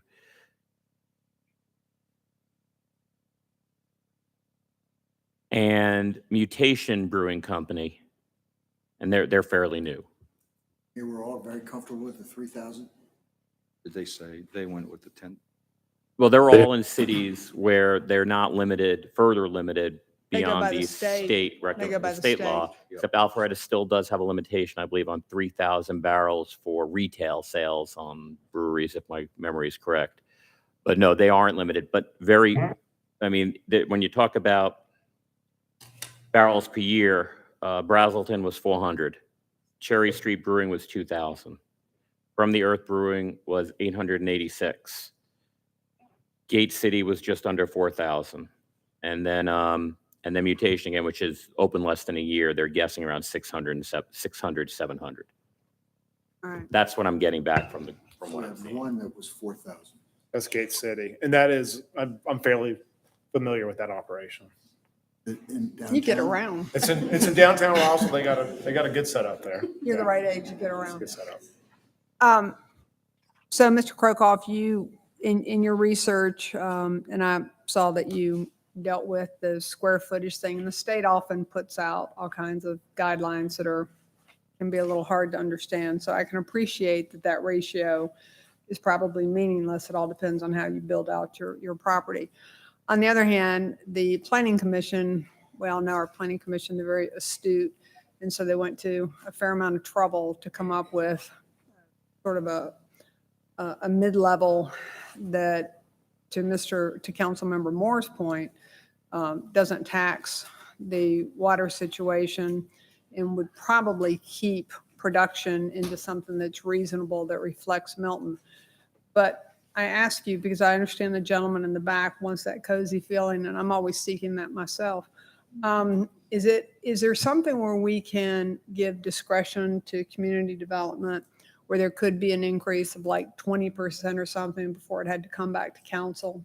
Can we put a measure in there? Because I don't want to be, I'm not in the business. And so I'm not big on a hard, fast rule without some latitude. And I think it would be incumbent on us to be respectful of the Planning Commission. I see a few members here because they have done work, but maybe there was a little latitude to go over that, Mr. Counselor. And also I have a question really quick to follow up on that, as you're saying. So with the brew pub, it's 50-50. So, and the brewery in and of itself, which is separate, right? The brewery is what you're going to get for a use permit, right? And the brew pub is the by right, which is going to be 50-50, right? Correct. Okay.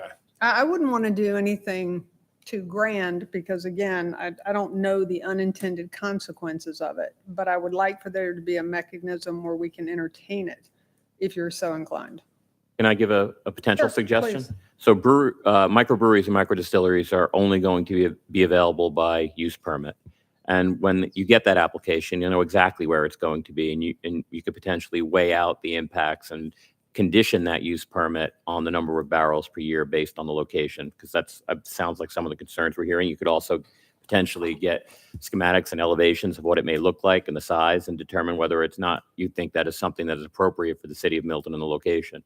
So we might be able to check off microdistilleries and microbreweries in that fashion, which leave us with brew pubs, which in effect are restaurants that can manufacture beer.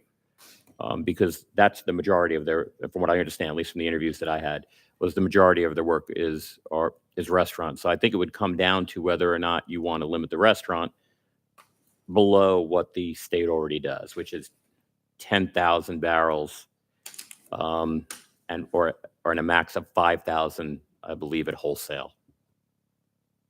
5,000 of those 10,000. It's not 15 aggregate. Councilman Moore? I guess what I'm trying to understand is, it sounds like from a planning standpoint, we actually will designate where these can be. When we look at the use permit, we're going to look at the size, location, all those things. it sounds like we're trying to guess, and in all deference to the Plan Commission, it sounds like we're trying to guess what the barrel limitation should be, whereas our counterparts, I'm hearing other cities don't do the limitation. So I guess I'm, and even what you told us, it sounds like production in these existing businesses is not even close to what the state level is. When I mentioned state levels, most people, everybody I spoke to was like, whoa, that is a lot. Right. That even if we ramped up production, we're never going to hit those levels. At least the ones that I spoke to. I'm sure there are larger ones. There's another one, Canton, I was trying to get a hold of. I don't know what they brew, but they're fairly large. So at least the ones that I spoke with, and I think a lot of people recognize the names of the places that I mentioned, they're not coming close to that 10,000 mark.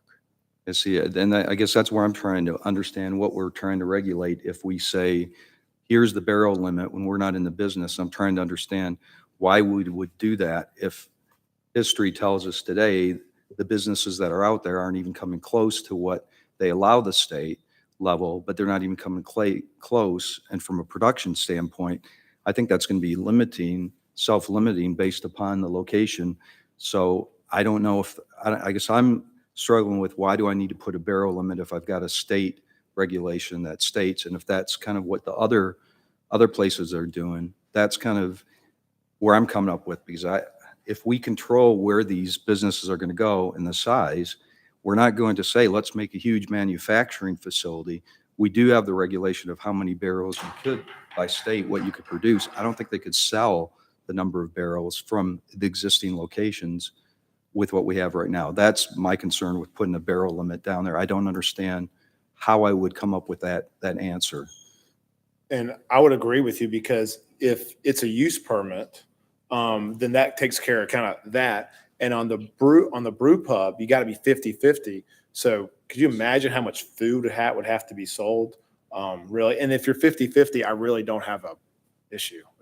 That's just my 2 cents. So how was there a water issue then? If you're on septic, I guess, would be the issue. So these wouldn't be on septic, no way not where they're And located. they would not be on septic. They can't be on with our location. So Too much water and too much waste. in the interviews that we conducted, some of the brew pubs actually got reductions from the cities in which they were located, because they were able to, your sewer costs are usually associated with your usage costs.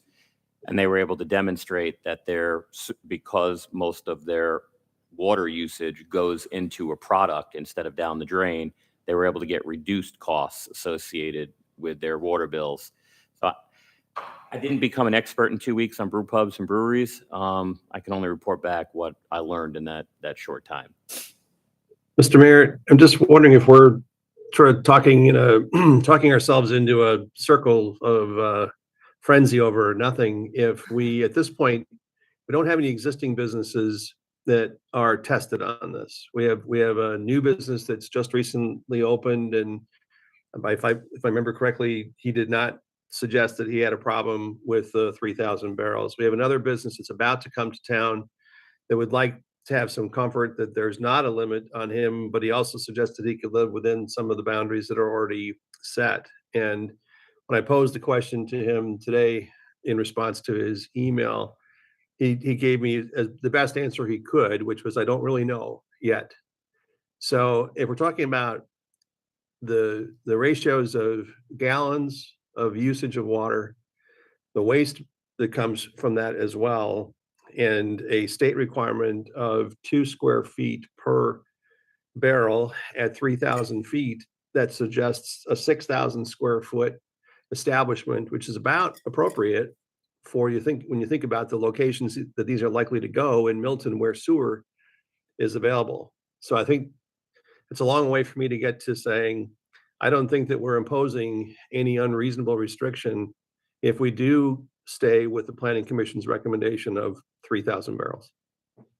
I would just add, Councilmember Moore, I don't think it's a state requirement regarding the square footage. Just for clarification, I just think it's guidance. Okay. It's from a website that was provided to me from October 5th, 2015, called microbrewer.com. How big should my brewery be? Yeah, it's just random. Random, and it's pointless, I think. So, I think it provides at least a benchmark in terms of what a reasonable amount of square footage would be, yeah, I mean, especially in a retail environment like Crabapple. And, this, I know the one coming in, it is going to be on sewer and is in our most dense area. And, if you're going to invest in Milton, I'd rather not limit him to such an extreme if he's 50-50, especially.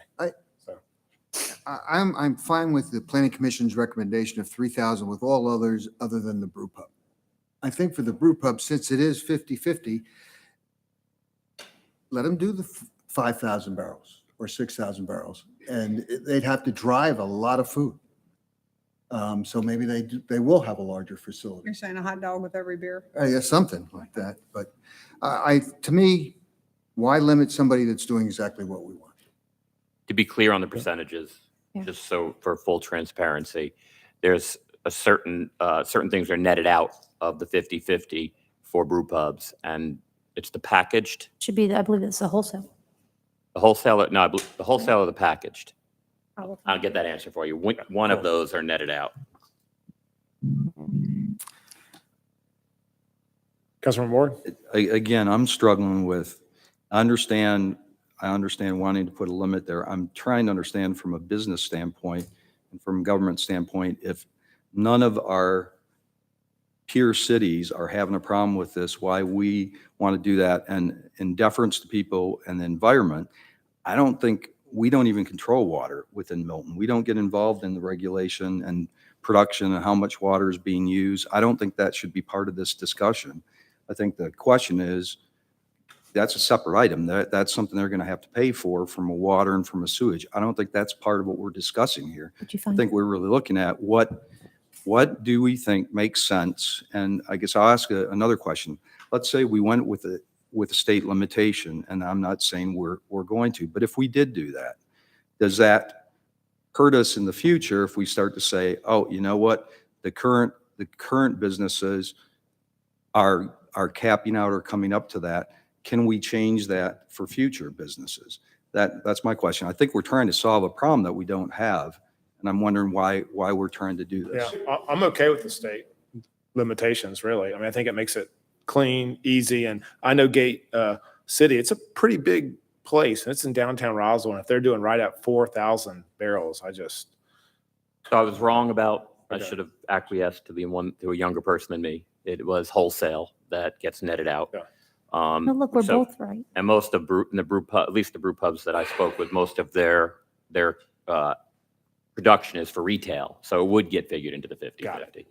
I think that the reason for the planning commission's cap is to create an identity for Milton so that it is separate and different than other neighboring communities, and that we do restrict the growth. I'm not saying people necessarily agree with that, but I think that was the point of it. It was. I had the opportunity to speak with some members of the planning commission since that meeting, and there was a method to it. It was the two square feet per barrel. So if you do the math, you're talking about a 6,000 square foot building at 3,000 barrels, which for buildings in Milton, in fact, one of the planning commission members gave me some guidance on that to give you an example of some of the things you see. The Milton Library is 25,000 square feet. A normal Tractor Supply is 20,000 square feet. A Trader Joe's is 10 to 15,000 square feet. Firebird's wood-fired grill is 6,000 square feet. So they were thinking, so if you've ever been to Firebird's, that's a great example of what they think would be the max based on 3,000 barrels. And I think also the issue is the height, like what that was brought up. Also, when you have, if it goes up, in your barrels or whatever they call it, I mean, So, you could get to, container can get. so can we do a cap like 3,000 with some discretion to sort of do the Milton way and then have some discretion? I Let me, Councilman Crooker, let me try that one On a on. 50-50, absolutely. Well, on 50-50 for sure. Oh, yeah. We'll see, everything else is going to be on a use permit basis. So on a So 50-50. on the okay. 50, like, So what do you propose? Ken? Well, I was just going to say that to the extent, again, we're talking about the alcohol code. And so if we're going to start making gradients or giving staff discretion, makes me a little uncomfortable because really within the regulatory code like that, there's supposed to be objective criteria. You meet the criteria, you get whatever it is, the permit. You have a lot more flexibility with respect to those sorts of policy-based decisions within your use permit. And so to the extent that you're looking at a facility and think, in this particular area, we need to put a cap on that, you can put that cap on it within the context of the use permit as a condition. And even if they go get their typical alcohol license, it'll still be subject to that zoning-based cap. That to me is a better sort of synthesis between those two. But in the pure alcohol code, I just would prefer that the permit is for the full, whatever you all are comfortable with cap, it's for the full amount of that. But when we talk, I guess I'm trying to go back and put this down into real terms. So someone comes forward and they want to do a microbrewery within Milton. Don't they have to go to planning commission? There's a building size, there's basically the design, all that has to be approved as part of the process. The first process I see, if this is passed tonight, is that they come to you all for a use permit. Well, it goes to planning commission first. Well, yes, I'm sorry. Yeah, okay. It would have, obviously, it would go through all the processes before that as well. And part of that, we would be asking, okay, tell us the structure that you want to go through. What do you want to build? So I guess that's where I'm trying to get to. Wouldn't we automatically be looking at that when we're talking about the whole design and the use permit? Wouldn't that tell us what's going to be there and potentially what the capacity is going to be? Because we're going to approve that. That's going to be individually approved. I just don't know if we're trying to solve a problem that we don't have by Yeah. putting restrictions. So to your point, on the microbrewery, 100%, and on the brew pub, they won't be going for a use permit, but it's 50/50, so it's a restaurant for all intents and purposes. So, okay, so we need a decision point on the barrel limits. So I'll get back. This is the only point where I don't have you. So Yeah. the first decision point we're seeking tonight is on the brew pubs. And I'll just remind you that per state code, it can't produce more than 10,000 barrels per year total. That includes retail. Really of quick, which- sorry, I don't want to interrupt because when we make this motion, it's for the entire code. And so my question is, since I think we're not going to have, I don't know how the vote's going to go on this specific item. I don't want to give you direction on every single one just right now. Maybe we can have discussion on every single one. So when we make the motion, whoever wants to make the motion can do it all together. Does that make sense? Or Yes. We knew this was going to be a little complex tonight, so we made up some various motions for you all, if that can help as well. Oh, great. But however you want me to manage this, do you want to discuss this now? Yep, go. Yeah, tell us the specific decisions we need to make. Brew pubs cannot produce more than 10,000 barrels per year, period, of which no more than 5,000 barrels can be sold at wholesale. The Planning Commission was recommending not allowing more than 3,000 barrels total. All right. Go to the next one.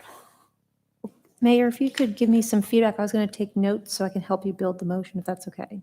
Well, I think it might be, well, let's go to the next. Oh, go through all the questions? Read Okay. the list first. So the next one, Mayor and Council, are breweries, microbreweries. And those will be subject to use permits. Okay. In theory, to remind you, microbreweries do not exist in state code. They only have breweries. And there is no manufacturing limitation on breweries. You have tremendous breweries around the state of Georgia. I think Sweetwater is a great example of one. But the one key here, and this is, I think, which is critical to us, they may not sell more than 6,000 barrels at retail per calendar year. So that brings that down. If I remember correctly, that is an aggregate of all of their brewing locations. So if you have multiple brewing locations, you still can't do more than 6,000 barrels total at retail. Doesn't limit you to wholesale. Does that mean, what's the manufacturing limit on that? There is no manufacturing limit. Not from the state code. You can manufacture. Okay. There is no limit. So you can blow it out on wholesale. You could on wholesale. Okay. Yes, you can. And what I've seen where there are limitations is a breakup between micro distilleries and distilleries, which was actually our old code at 15,000. I have yet to speak with anybody that is operating in a place like Milton that brews 15,000 barrels. Okay.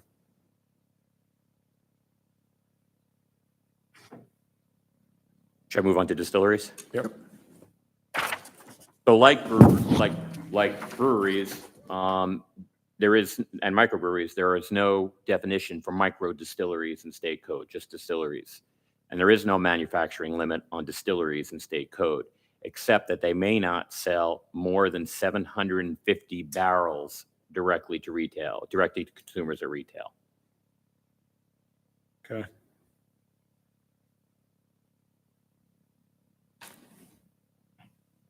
There are other daily limitations, but that doesn't affect the decision today.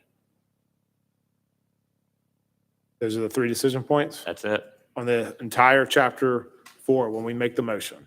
This Those is are all the- I have left. Okay, because everything else, limited food, it's all in there. Okay. So I'll open it up to questions if you still have them, Okay. of course. just to be clear, on the limited food, the 70/30, by this motion, we're stating that there are no new licenses allowed, but we are renewing, we allow for the one to be renewed on a yearly basis. So just to If- make sure that there is no mistaken communication, it allows the one existing limited food service restaurant to apply each year, just like every other alcohol establishment. Right. And every other alcohol license holder in the city. Every alcohol license holder in the city of That's right. Milton, 50/50, whatever, has always, every year had to reapply. Throughout the state of Georgia. Right. So, okay. Okay. Any other questions for staff before one of these council members tries to make a motion over here? Hayden, if I could just make a comment again. Yep. Just as a reminder, as we're talking about some of these things, either having or not having a limitation, I'd just like to remind our council that if we're trying to make sure that Milton is somewhere that is unique and special, where we also have not just a retail and wholesale environment, we also have a residential component to this, and ask that we consider making sure that we keep this a family-friendly environment, and that when we're offering consideration for the number of barrels, that along with that barrel production comes deliveries of raw materials. And we don't want to necessarily overburden our residential community with heavy industrial deliveries to larger scale production than maybe we think we're asking for. So I'm going to make a strong recommendation that whoever's making the motion, that we adhere to the planning commission limitations at 3,000 barrels. I'm going to ask that we part these out because I don't want to loop in the 70/30 establishment with the 3,000 barrels. No, it's all within chapter 4. So everything within chapter, these are the only 3 things that need to be addressed. Everything's already, this whole, Right. it's all together. I've been working up something to maybe help if you Let's guys hear it, want to Bernadette. get to your barrel. Well, if you get some barrel feedback, I have a potential motion that would include the updated versions that were legally approved and whatever you choose as the barrel limitations, whether they be state law or a number, and I'll try to word that out for you if that's okay. Legally approved? What do you So mean? the final legal approved version that's before you. Okay, got it. Just has, so I have a whole motion for you, but I just need the barrel limitation discussion. That's it. And You I'll just, help you you. just need the numbers. And Okay. Mayor and Council, if there are other questions you have outside barrel limitations, please, that's my final slide. I didn't get to show you. It's the But we're big just kind question of mark. focused on that right now. So if you have other questions related outside of what I presented tonight in the whole of chapter 4, I'm available to answer any questions there as well. Okay. Council members, y'all want to provide any feedback? Yeah.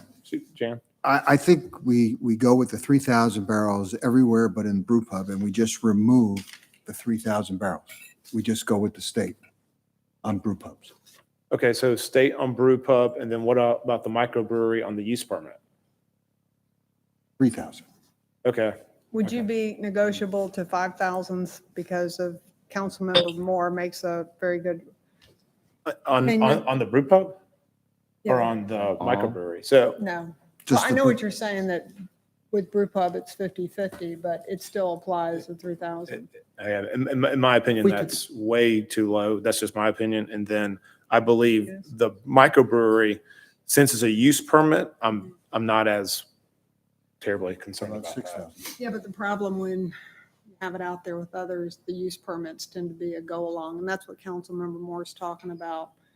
At what point are we just like I mean, I don't know why we always look at everybody else and say, what are they doing when we're trying to be ourselves? Well, I think we are different because most cities don't have use permits for microbrewery. They just go in, they get it. They can get it. There's by not a right. public hearing for it. Right. So I think we are kind of being unique in that regard. And on the brew pub, since it's 50/50, I mean, every establishment that we've heard, like I think the Councilmember Morg's point, I don't want to create a problem that no one else really has. So I'm fine with the state limit. I think I could go as low as 6 to 7 because it's important for a business owner to be able to adapt Yeah, I if things understand that. change. That's all. And this is especially for the 50/50. Well, and it's important for the city to adapt at Exactly. different intervals, which is why I Right. brought up. And the I other, guess but- to Jan's point or Councilman Jacob's point, your alcohol license is renewed every single year. Right. So if there is, some unheard of issues we have going on, I guess, Yeah. can be adjusted. So how in the world Okay. do we make that motion, Is that, Bernadette? so are we all saying 6,000 or 7,000 Let's for go with six. microbrews and microdistilleries and state law for brew pubs? That was the feedback? I sure am not saying 6 or 7,000. I think, Peyton, with all due respect, that we have not heard anybody say that they need that kind of production. With the two existing that we are addressing, one existing and one coming in, they're not suggesting that they're anywhere near that. And to go to that extent, you're inviting a larger scale production than I think is keeping within what we our community is expecting us to hold the line to. I will say, I mean, the one email I did receive, they were asking for 7,000, I believe.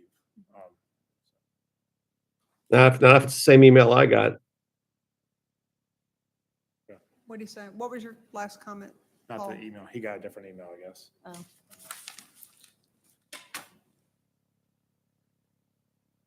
Let me ask this question. Okay, we're not even close, it sounds like, with any of the neighboring businesses. If we in fact put a cap on a couple of these, can we come back at a later time if we see that that was the wrong business decision? Yeah, Oh, we could always do that. we can do that, which is why I think, in a year, we're not going to have unintended consequences if we follow the planning commission's recommendation and be very open-minded about what the impact might be. But if you think about it, we have a business owner that's probably already invested money into the city of Milton, and the last thing we want to do is put him out of business before he even Yeah, opens his okay. door. So So I'm- I want to be Yeah, let's be cognizant of that. That's all. negotiable. Yeah. Are you negotiable to 4,000? Well, based on what Gate City's at, which is a pretty large production, I think 5,000 would give that business owner plenty of years to grow into his space. And then if he's very successful and things are going great, he can come back before us and, we can change it. So I don't know. Steve, the Gate City location, that was like a 10,000 square foot facility? I'm sorry, Councilmember. Gate City? Gate City. Gate City is 13,000 square feet. So in Milton, Yeah, but historically, people haven't wanted that, in terms of And they're not big 50/50. production things. Yeah, They're just a brewery. They're not 50. They are a tap room, that's correct. right. And that's, Yeah, and they're also not in a downtown crabapple environment. but I guess Fine, that's where, everybody. All right. Yep. I guess that's where I come back. We've got, one of these is going to be by special use permit. We're going to look at I'm fine with that. we're going to look at the site. That's got to be approved as part of that. How big is the facility? Where is it going to be located? It can only be in our commercial district. I guess, Councilmember Moore, going back to your original point, this isn't the first time multiple cities have already gone through this and they've had multiple places. And I'm perfectly fine keeping it at the state level. I guess where I'm open to, we're making, Please, no, we're making, pause. we're trying to make a decision that we really don't know what the consequences are. That's the concern. I also understand being a little bit conservative. If you're putting limits in there, you're being conservative. The question is, if that's the wrong decision, if you put restrictions on the front end, I would want the council to be willing to actually make changes down the road because, again, we're guessing. This is a guess. We've heard some statistics. I think we're going to be controlled as far as how big a manufacturing facility we're going to allow and where is that going to be in our business district. It's got to be on septic or on sewer. Right. It's going to be sewer. And I think we're going to be pretty tight on what we allow from a commercial business. We've done that. But again, if we go with a limit tonight, then I'd like to make sure that we are open to revisiting that. If someone comes in, and we see that, hey, there could be a little bit more production or they We've been need more assured of production. that. Can I make a motion? Let's go for it. Or I guess tell Bernadette what those three limitations Well, are. I want to make a motion that we approve agenda item number 22-317 as presented, with microbreweries and microdistilleries having a 3,000 barrel cap and a brew pub having a 5,000 barrel cap. Second. Could we just be clear that it's the legal approved updated versions of Exhibit A and B? Yes. Thank you. Okay, And- so So- let's clarify a point. And we also need to do the distilleries and this distilleries really quick. He did. You I did did. just 3,000. Yeah, the term, I think we've got three items that Yeah. I'm seeing that are open. Micro That's what I said. distillery, microbrewery, and brew pub. I think Right. Those are the three that we've got to determine what. the That's what limits are. the motion was 3,000 for the microbrewery, 3,000 for the microdistillery, 5,000 for the brew pub. That was the motion. And there's a second. Okay. right. Bernd, I will get the discussion in a second. Bernadette, does that get you what you need? Absolutely. Okay, so I got a motion from Councilmember Jacobus, second from Councilmember Moore. Do I need to repeat it? We good? All right, the council discussion? And I just want to make sure from the 70-30, the language that is in there, we are not revoking anybody's existing license. Correct. We have a limit as we've got one of those establishments that we have approved. It's up to the business itself to actually meet the terms of the license, subject to renewal every year. Just like every other alcohol. Right. We're not doing a limitation. I think the word grandfathering was never used. It's basically a renewal every year. We're not eliminating the 70-30 for this one establishment. It's just up to them to meet the terms of the license and whatever codes that we have in the city that they have to operate their business on. Yep, let's vote. All right, I believe the microbrewery is going to be a little too small for me to go with the motion. Because it is a use permit, I'd be okay with a little bit larger than that. And I'd be okay with a little larger of the brew pub, but I definitely respect Councilmember Jacobus's motion. Any other discussion? Okay, all in favor, please say aye. Aye. Aye. All right, all opposed? No. Passes, who said no? So it passes 4-3. Got it. All right, thank you. All right, that puts that chapter 4 to bed. Thank you to Planning Commission, citizens, and staff for all of your hard work. All right, so we will move on to zoning agenda. Will the city clerk please read first read the zoning rules and sound the first item? Mayor and City Council consider a zoning agenda. These items include zoning petitions, modifications of zoning, use permits, and associated concurrent variances, in addition to ordinances, resolutions, and text amendments. I would like to acquaint you with some of the rules and procedures for this meeting, which includes a zoning agenda. If you want to pause for a second, that'd be okay. Just let it get out. They may not want to. Yeah, just pause.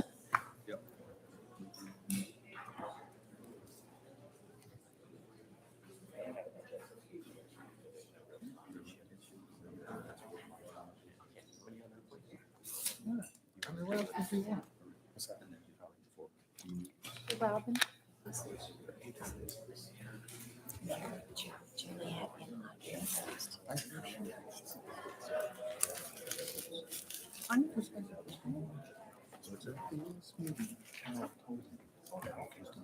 How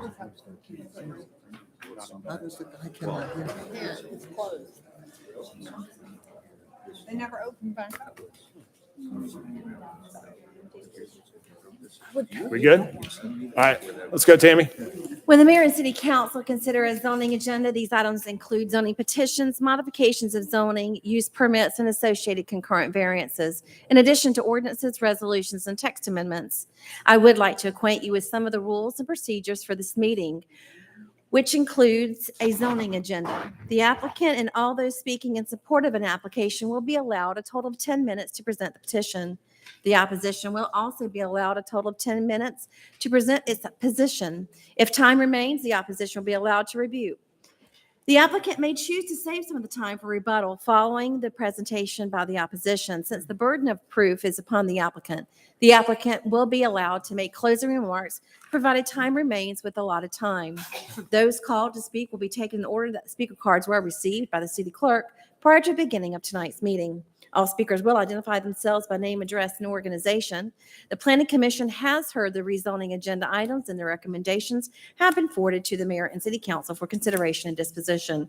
The applicant shall not submit material to the council during this meeting unless requested to do so.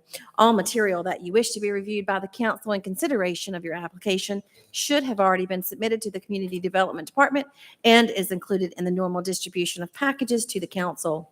When an opponent of a rezoning action has made within 2 years, immediately preceding the filing of the rezoning action being opposed, campaign contributions aggregating $250 or more to a local government official of the local government which will consider the application, it shall be the duty of the opponent to file a disclosure with the governing authority of the respective local government at least 5 days prior to the Planning Commission meeting. A violation of relevant state statute constitutes a misdemeanor. Therefore, if you have contributed $250 or more to a council member and you have not filed a disclosure prior to the Planning Commission meeting, the city attorney strongly suggests that you have someone else speak for your point of view. Our first zoning item this evening, Mayor, is consideration of RZ 2203, text amendment to Chapter 64 as it relates to alcohol. It is agenda item number 22316. Robin McDonald.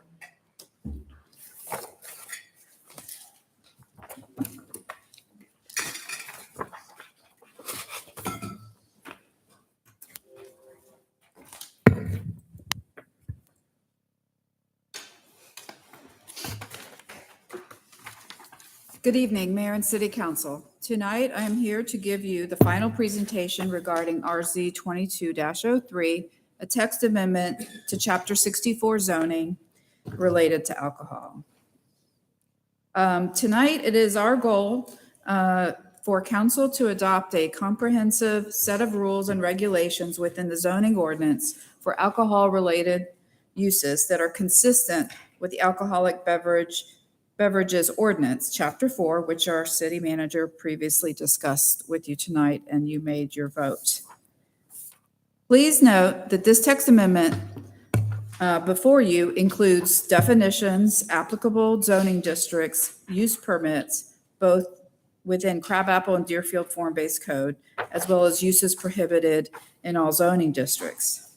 I have previously reviewed these items, but will be happy to answer any questions regarding any of those topics if needed. Within the context of definitions, I would like to clarify that the definitions of farm winery and tasting room were previously adopted by this body on December 20th, 2021, along with the related use permit for farm winery and the rural Milton overlay district use table. These definitions, those two definitions appear as a red line within the document before you tonight, based on the fact that the ordinances related to farm wineries approved in December have not been codified within Muni Code. The definition of tasting room is the same as what was approved in December. The definition of farm winery before you is the same, with one exception that that was approved in December, but with an addition to the verbiage that makes it consistent with Chapter 4 and is exactly what we would like to see. So with that said, tonight's objectives are: 1, to review what you have recommended based on input provided to city staff through October 10th of this year, and to determine the following outstanding items, which include the number of barrels for manufacturing for microbrewery and microdistillery and if brew pubs should be permitted in mixed use and/or C1 zoning districts.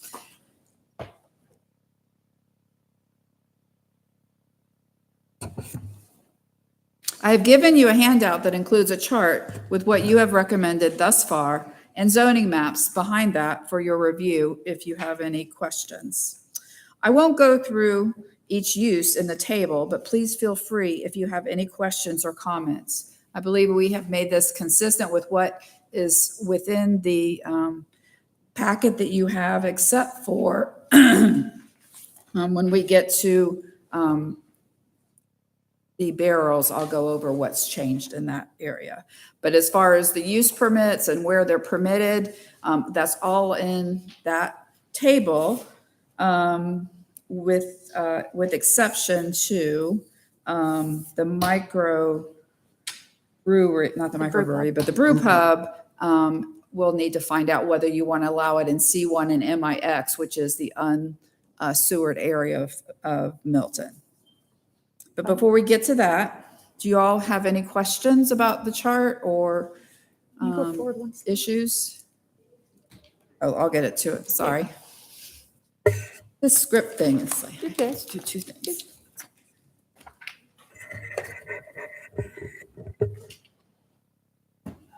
So just to clarify again in the motion, we'll just need a decision on brew pubs in MIX and C1. Okay. If in MIX and C1, it's where there's a limited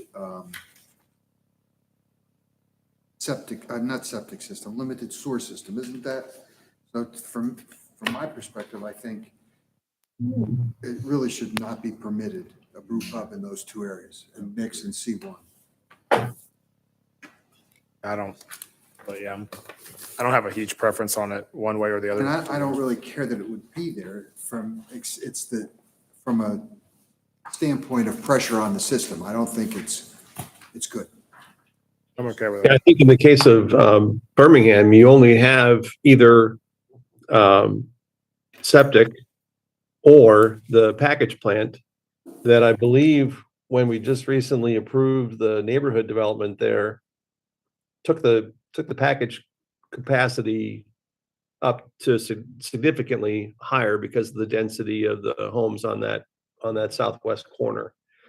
So I think that we'd be making a mistake to add we talked about the water usage and the waste a few minutes ago in the other sections to suggest that, especially in the Birmingham crossroads, where the MIX and C1, I believe, exist, that would be a mistake to allow them there.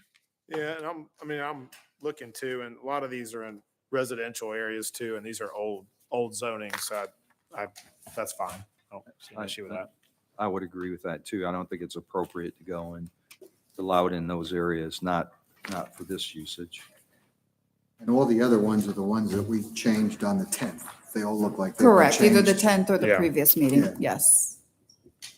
Okay. So, Mr. Mayor, I'd like to make a motion that we I approve. think we're Oh, still. I'm not quite done with this. Okay. I just want to go through a couple more But I like things. it. I like where you're going. I like where you're going. Move it along.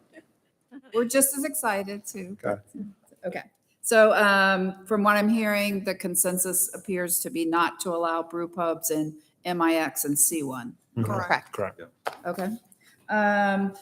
With that said, I just want to show you, we reviewed it, but if you have any questions about the use permits for the retail packaged distilled spirit store, again, I want to point out that we've proposed a development requirement that no other two retail packaged distilled spirit store may be located closer than 2,640 feet from another distilled spirits retailer or store. So that's basically a quarter mile. So even if you want to come in for a use permit, if you were closer, you would have to ask for a concurrent variance, but we would highly discourage that just because we're just trying to keep them as far apart as possible. So that's what this use permit looks like. And again, it has a lot of exclusions to what types of items can be sold, and different amusement machines are prohibited as well. Microbrewery and microdistillery, we would add the maximum barrel would be 3,000 feet. This is not in this version, but we can add that, and that would be part of your motion. Wait a minute, to what do you add it. mean, 3,000? 3,000 barrels. 3,000 barrels, yeah, okay. Yeah, Okay, 3,000. thanks. So we will, in your motion, if you ask to add it into the use permit 64-1849. And then the craft malt beverage and or wine market, again, very similar requirements for what can't be sold and no outdoor amplified music, et cetera. So do you all have any questions about any of those use permits? I don't, thank you. Okay, great. So, Mayor, we were just looking for in the motion to adopt the same definitions. Oh, okay. You ready for If motion you now? guys are okay with this, the things that we were recommending were adopt the same definitions as Chapter 4 regarding brew pub, microdistillery, microbrewery. You can make those identical. limits.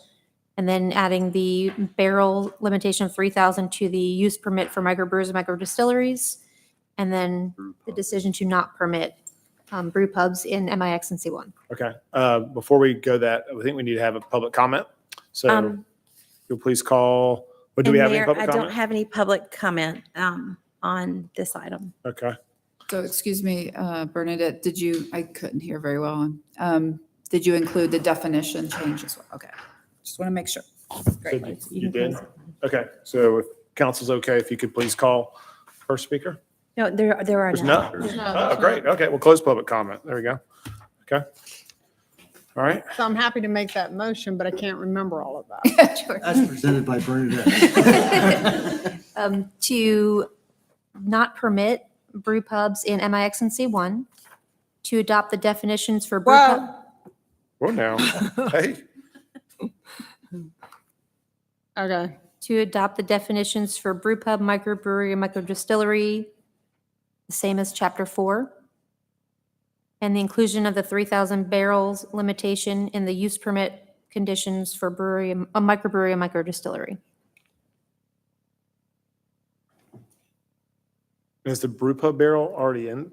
That would be in your definition if you adopt the definitions, because there's no separate use that permit over. for that. Okay. Bernadette, I'm sorry. Does anything need to be done with the definition of tasting room? No. Robin already explained that it's the same as they already adopted. It just appears as a red line because it wasn't codified. So we're not removing anything. No, sir. You actually already approved that definition as it appeared. Since it wasn't codified, it came over again as a red line. So it's not a change to anything in this version from what has already been approved by council back in December 2021. The change to farm winery just adds the distinction that we're also having to be with state law and Chapter 4. Okay, so the 50-foot setback and the 2,500 square feet, all that is in the definition, even though it was redlined. No, let me That's clarify. So for that only tasting applies to room. the one farm winery Right. that is not under a use permit in Chapter 4. So those distance and size limitations exist in Chapter 4. They don't exist in 64 because that will all be conditioned in the use permits moving forward for any new, right? So that's where we would address it for any new wineries, it would be in the use permit. That's correct. Okay, got it. Okay. Very good. You want to make a motion now? I don't think my shorthand is what it used to be. On the motion. Okay. I got all the motions. All right, Mr. Mayor, I make a motion that we adopt agenda item number 22-316 with not permitting brew pubs in MIX and C1, adopting the definitions in Chapter 4 regarding brew pubs, microbreweries, and microdistilleries, and what? The inclusion of the 3,000 barrel limitation. Wait, I haven't gotten there yet. Oh. He raised his. No, I was waiting. That's all. That's it. That's it. Don't, Go. don't That's it. throw Go. the flag until I'm done. And then on adopting the 3,000 barrel limitation for microbreweries, distilleries, and 5,000 for brew pubs. Is that right? In the use permit. In the use permit. That was Second. that was 90%. Okay, got a motion from Councilmember Cookerly, second from Councilmember Jacobus. Do I need to repeat the motion? Okay, thank you. I'll just say I disagree on the barrel limitation, so I'll just cannot support that. But other than that, I appreciate the motion. Thank you. All right, any other council discussion? All in favor, please say aye. Aye. Aye. Any opposed? I don't know, the two? We need those electronic voting. Andre, did you vote yes or no? I was fine with that. Okay, 5-2. Thank you. Awesome. So that's done with alcohol. We're done. Thank you very All much. right. I need a drink. We're done. So Actually, I just need a Coke. thank you for all the hard work over the, I'm not gonna say months, I'm gonna say years. So I know Steve took this under his wing and we appreciate it. And thanks to the planning commission. Planning Commission and A all huge citizens. thanks and for community input from all of you. It's been very, very helpful. Yes. Very helpful. Okay, Tammy, are we under new business now? We are, Mayor. I'm Okay. just finishing. Whenever you're ready.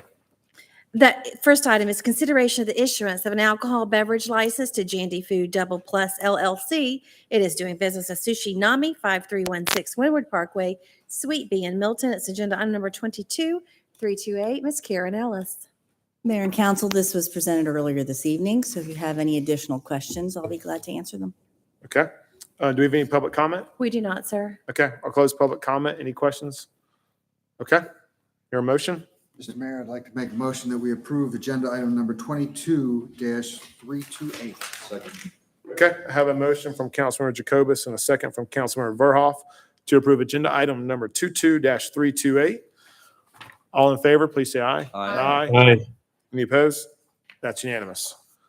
Will the city clerk please have the next item? Mayor, that next item is consideration of a resolution of the City of Milton for an amendment to the ARPA Georgia Fund 1 State Investment Pool account to update the authorized signer and the contact information. It is agenda item number 22329. Stacy Inglis. Good evening, Mayor and Council. If you'll allow me, the next three items are somewhat related, and I'm just going to do one presentation for all three. This is just housekeeping that we have for our Georgia Fund 1 accounts. Georgia Fund 1 is a state investment pool that we park our idle funds so that they can earn higher interest rates. And we have three separate accounts with Georgia Fund 1. One is for our general monies, one is for ARPA funds, and one is for T-SPLOS funds. And all we're doing is updating the signers to add Karen Ellis to the authorized signers and to update the contact information because we have now a new domain to our email address, miltonga.gov. So they require us to do it via resolution for each account that we have. So that's all we're doing tonight. Mayor, as a point of order, if the clerk would like to read all three, B, C, and D, one motion would be in order. Okay, good. Mayor, item B is consideration of a resolution of the City of Milton for an amendment to the ARPA Georgia Fund 1 State Investment Pool account to update the authorized signers and the contact information. And item C is consideration of a resolution of the City of Milton for an amendment to the to the General Georgia Fund 1 State Investment Pool account to update the authorized signers and the contact information. One more. D. We're going to do all three. You did B twice. Thank you. Consideration of a resolution of the City of Milton for an amendment to the T-SPLOSH Georgia Fund 1 State Investment Pool account to update the authorized signers and the contact information. Thank you. Any public comment? No, sir. Okay, I'll close public comment and I will open it for motion and just do all three agenda items. Mr. Mayor, I make a motion that we approve agenda item number 22-329, agenda item number 22-330, and agenda item number 22-331. Second. Okay, I have a motion from Councilmember Cookerly and a second from Councilmember Morg to approve agenda item number 22-329, agenda item number 22-330, and agenda item 22-331. All in favor, please say aye. Aye. Any opposed? Okay, I don't know if we've lost Paul or not. No, he said aye. He did? Confirm my second. I did. My second. Okay, Who was the second? it was Cookerly and Morg. Morgan was the second. Morg Thank second. you. Okay. Okay. So will the you. city clerk please say on the next item? Mayor, that next item is the council decision regarding the panel's recommendation in the matter of Palazzo versus Moore, City Code 2-892B and C. It is agenda item number 22-332. Our city attorney, Mr. Ken Gerard. Mr. Mayor and members of the council, thank you. I will take this one, and obviously Councilmember Moore stands automatically recused due to the subject matter. Mr. Mayor and members of the council, this is the disciplinary section with respect to the Palazzo versus Moore ethics complaint. On August 30th of this year, the ethics panel issued its findings, finding that there was in fact some ethics infractions with respect to Councilmember Moore. I will also submit to you that I know that Mr. Palazzo's attorney circulated a letter that I think may be at the council members' stations this evening.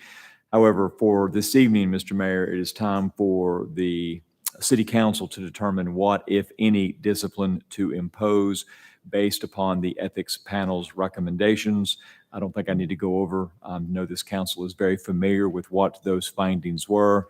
And Mr. Mayor, I will defer to you at this point for a motion. Thank you. Any public comment? We do, Mayor. We have three. I'd Okay. like to invite Ms. Mary Cronk to the podium, please.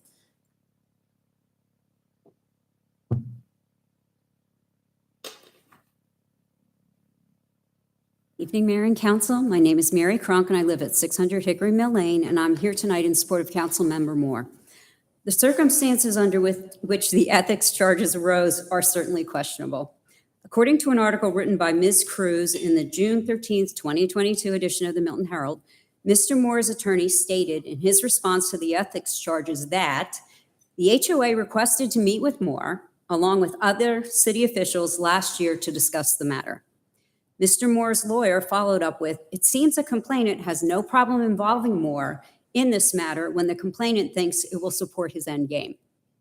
What is not questionable, however, is Paul Moore's dedication to our city.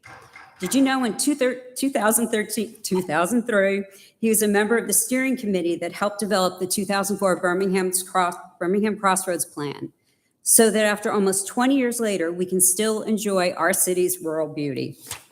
And he spent 14 years as either the vice chair or the chair of the Planning Commission. In addition to his 3 years on council, he provided invaluable leadership and insight as an ex officio member of the 2040 Comprehensive Planning Committee. And during the last 9.5 months of his current term on council, he served as mayor pro tem. Mr. Moore is certainly a dedicated civil leader and a tireless advocate for the citizens of Milton. During his time as a civic leader, Mr. Moore has consistently asked tough questions in an effort to fully understand issues so that the best decisions can be made for the citizens of Milton. The vote for deferral on May 2nd, in which 4 other council members agreed that additional information was needed to make a good decision, is indicative of Mr. Moore's need to understand the issues before making a decision. How can asking for additional time and information in which to make the best decision for Milton be considered a violation of ethics? I urge you, council and mayor, to consider all aspects of this issue, along with Mr. Moore's years of dedicated service to our city, and refuse to censure or discipline him. Thank you very much for your time. Thank you. Please call the next speaker. Mayor, I'd like to next invite Mr. Curtis Mills to the podium, please.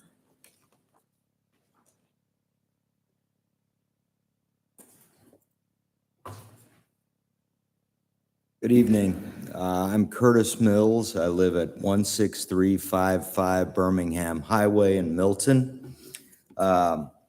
I have some observations having attended the ethics panel hearings that I wanted to make, but first, briefly, some background. I met Paul Moore in the year 2000 after a Fulton County zoning meeting where he went to speak against an inappropriate landscape company zoning variance request that was right down the street, excuse me, from where I live. And a couple of you all know where I live. It's north of Birmingham Crossroads, but that's nowhere near where Paul lives. He was just there trying to fight on behalf of Milton. And that started knowing Paul for 22 years. We later were on the Planning Commission together for the first 3 years of City of Milton, and then I rolled off. So I have quite a bit of observation on Paul, and I don't know of a more honorable person, and I don't know of anyone that's worked harder and more diligently on Milton's behalf. And as a fairly uninvolved citizen That's why I think we elected him. But I attended the ethics panel hearing meetings. And I think that if you all had attended, and I understand there may have been a conflict, you would have been disturbed by it. I didn't think the outcome was logical. It was certainly not super impressive. One guy showed up late, 20 minutes, didn't apologize or anything. It was ragtag. But I respectfully urge you to please completely set aside any sort of findings of an ethics violation on some technical ground. Even they said that they did not believe that Paul Moore believed that he was in conflict in any way. He asked the city manager in advance, belt and suspenders, do you think I have a conflict? And was told no. I think that's a reasonable bar of acceptability there. Thank you very much. Thank you. Mayor, I'd like to invite Ms. Laura Bentley to the podium, please. Hello, Laura Bentley, 2500 Bethany Church Road. I won't belabor this. I've already made comments previously. The ethics panel process is one that you need more insight into to make an informed decision. You need a transcript or a video or something. The full picture is not just the findings. What you probably don't know is that Councilmember Moore was found to have had the appearance of impropriety based on a statement that he never made. Additionally, case law that supported a complete dismissal was ignored. The process is flawed, and you can't possibly make a judgment with this type of missing information. My point has been made. It's just really important that this council reevaluate this ethics ordinance. There is a ethics hearing going on in Alpharetta where they have a different model that would be, I think, more suitable to getting a more fair readout. So I encourage you to pay attention to what's going on in Alpharetta, and also that a majority of this council take the initiative to reevaluate our ethics ordinance. Thank you. Thank you. That concludes public comment, sir. Okay, so I will close public comment, and I will make a statement, and I will have my motion. So the matter before the council this evening is the penalty to be imposed in the matter of Palazzo versus Moore. On August 30th, a panel of 3 attorneys ruled that Councilmember Moore violated the ethics code by participating in a council discussion on May 2nd regarding a cost-sharing agreement over the installation of traffic calming signs in the White Columns neighborhood. The complaining party raised 7 different ethics charges against Councilmember Moore, with the panel ultimately concluding that Councilmember Moore violated 3 provisions. Per the city's ethics code, the council is not empowered to disturb or change the panel's findings on violations of the code. Our only authority is to determine what, if any, penalty should be imposed. And with utmost respect to the panel, I believe Councilmember Moore has been sufficiently sanctioned. And with all the above said, I move that council take no further action with respect to Councilmember Moore, and that we consider the matter concluded. And that is my motion, and I will ask for a second. Second. Okay, I have a motion from myself, second from Jacobus, Councilmember Jacobus. Any discussion? Hearing none, all in favor, say aye. Aye. Any opposed? That's unanimous. Thank you.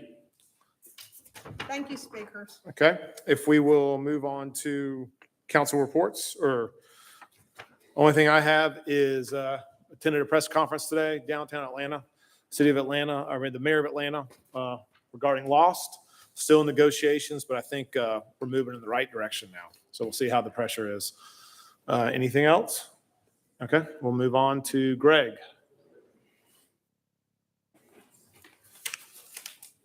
Good time. So mine will be super fun, I'm guaranteed. But there were supposed to be about like a bunch of other staff reports, but as I've said before, a lot of stuff I will be overlapping and telling you about a lot of different things from pretty much basically every department, and probably maybe one I will limit out. But as you know, where did it disappear to go? My staff has been, we've been understaffed, I guess we as a collective thing, but I would say we've been busier than ever. We have 2 to 4 events or then some every week. We have 2 to 3 initiatives every week, and that's because this city is rolling. There's a lot of stuff happening. You've been to the ribbon cuttings. There's 2 things in Birmingham Park and the library last weekend. There's things happening just people are rolling in full steam, and I'm part involved in trying to help pull that together, tell people exciting things that are happening. But I'll just kind of start just some highlights, things that are more unique. And forgive me that this was prepared about a month ago, but it's still true about the marketing in Milton. One of the things we've had a very good exposure in the Chronicle of the Horse, which has one of the premier publications for the horse-loving community around the world. And I think that it's been great exposure, and we'll see about continuing that, but we're hopefully going to have some posts to reach their 400,000 Facebook followers as well. The mayor and the city was featured on a realtor geared show called American Dream, which we appreciate that. We have Milton ads from some of our realtor partners in publications like the Atlantan, Architectural Digest, and Interior Magazine.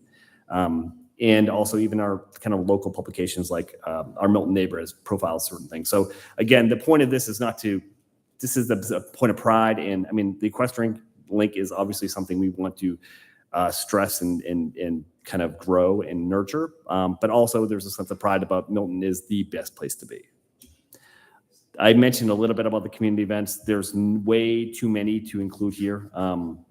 But there's been a lot. Some of them are informational about whatever they're proposing on Crabapple Road next to in that dentistry building, to Lost Town Halls, to Covered in Crabapple. We've had hazardous waste. We've had Rivers Alive. We've had all these different things. We've had fire vaccine clinics, ribbon cuttings. We're having a bunch of ribbon cuttings, 3 in the next few weeks for our different park facilities, and holiday events around the corner. So there is a lot happening in Milton, and our city staff, and a lot of times, partnerships are helping that. And my job is to help so the public knows as best we can. So we are kind of running on full steam ahead. Again, too, one of the things is that we try to do is that it's not just about, road closure, thing like that. We try to send the stories of our community. So these stories are not getting out there except for maybe the rumor mill, some other Facebook things. But I think that's important that this Milton brand is a place where people care about each other, place where people understand what's happening is not just, what passes at it, nothing against the city council meeting, but it's beyond that. So things about, are we a former firefighter who passed away, who is beloved here. We got that story out several weeks ago about a 10-year-old who was getting treatment for a bone marrow transplant.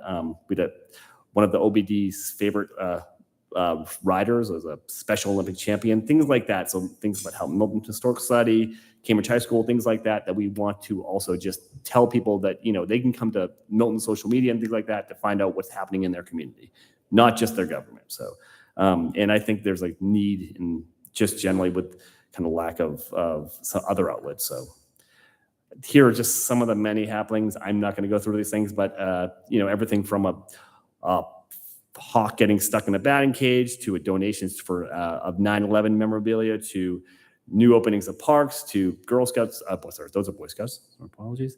To what we have it seems like now we're paving everything. So if you're going on Thompson Road this week, just be prepared for trucks out there. So there's just a lot of kind of every department is rolling on full steam. So one of the things too, this is my staff or what I've been involved in, but celebrating our city employees. It's not just about external communications, it's also internal and building pride within the city workforce. So we had a family fun day with the Milton City Park Preserve, which we really celebrated employees and some of our core values. We singled out a handful of people, but really it's about celebrating everyone and being part of something. And this is a very unique, there's a publication called Municipal Magazine, which covers city governments around the country. And an interview, I think it's going to be in the next few weeks. They're going to have a story with pictures about this event. So this is something that other cities aren't doing this. It's just a different way to, especially with the public, with nominations and the city employees. And also we want to try to celebrate new city employees and also to welcome them and also celebrate milestones for existing ones. I'm not going to go through all this stuff, but there is a lot going on. So these are just a few of the many government projects. I think one of the things I want to just mention is that you'll see that pretty every department is here. So that means I'm working every day with every department on everything from homestead exemption info to what's happening, the park naming, which is I think we have about up to 150, 160 naming suggestions. Most of them are similar, but still, to different brochures, to quarterly fire and police report statistics, which is something we rolled out. We have new web pages on PTVs. We have things on the Unified Development Codes coming out very soon, ribbon cuttings, budget books, whole bunch of stuff that really is part of what we are doing is in one of our jobs is that we don't want to have this stuff happen in the vacuum, so we try to share it with the public. So it's keeping us busy, but I think it's important, and I think we're trying our best to kind of keep up. So that's my end. So. A lot of stuff going on, Greg. Yes, there are. It is. So Thank you very much. sure. Yeah. Thank you. Any questions? Nope. Good. All right. Motion to adjourn to executive session to discuss land acquisition personnel or potential litigation. So moved. I was ready. All right, got a motion from Councilman Moore, second from Johnson. All in favor, say aye. Aye.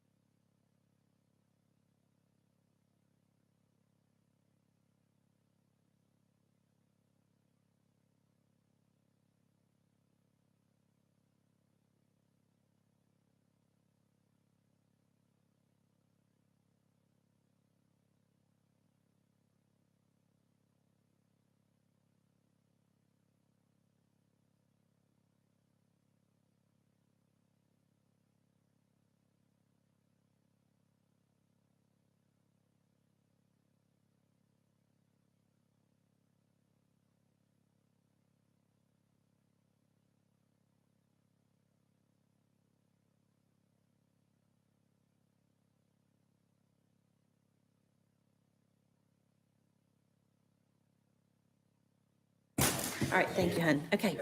All right. All right, can we have a motion to, well, we got a quorum. Motion to reconvene?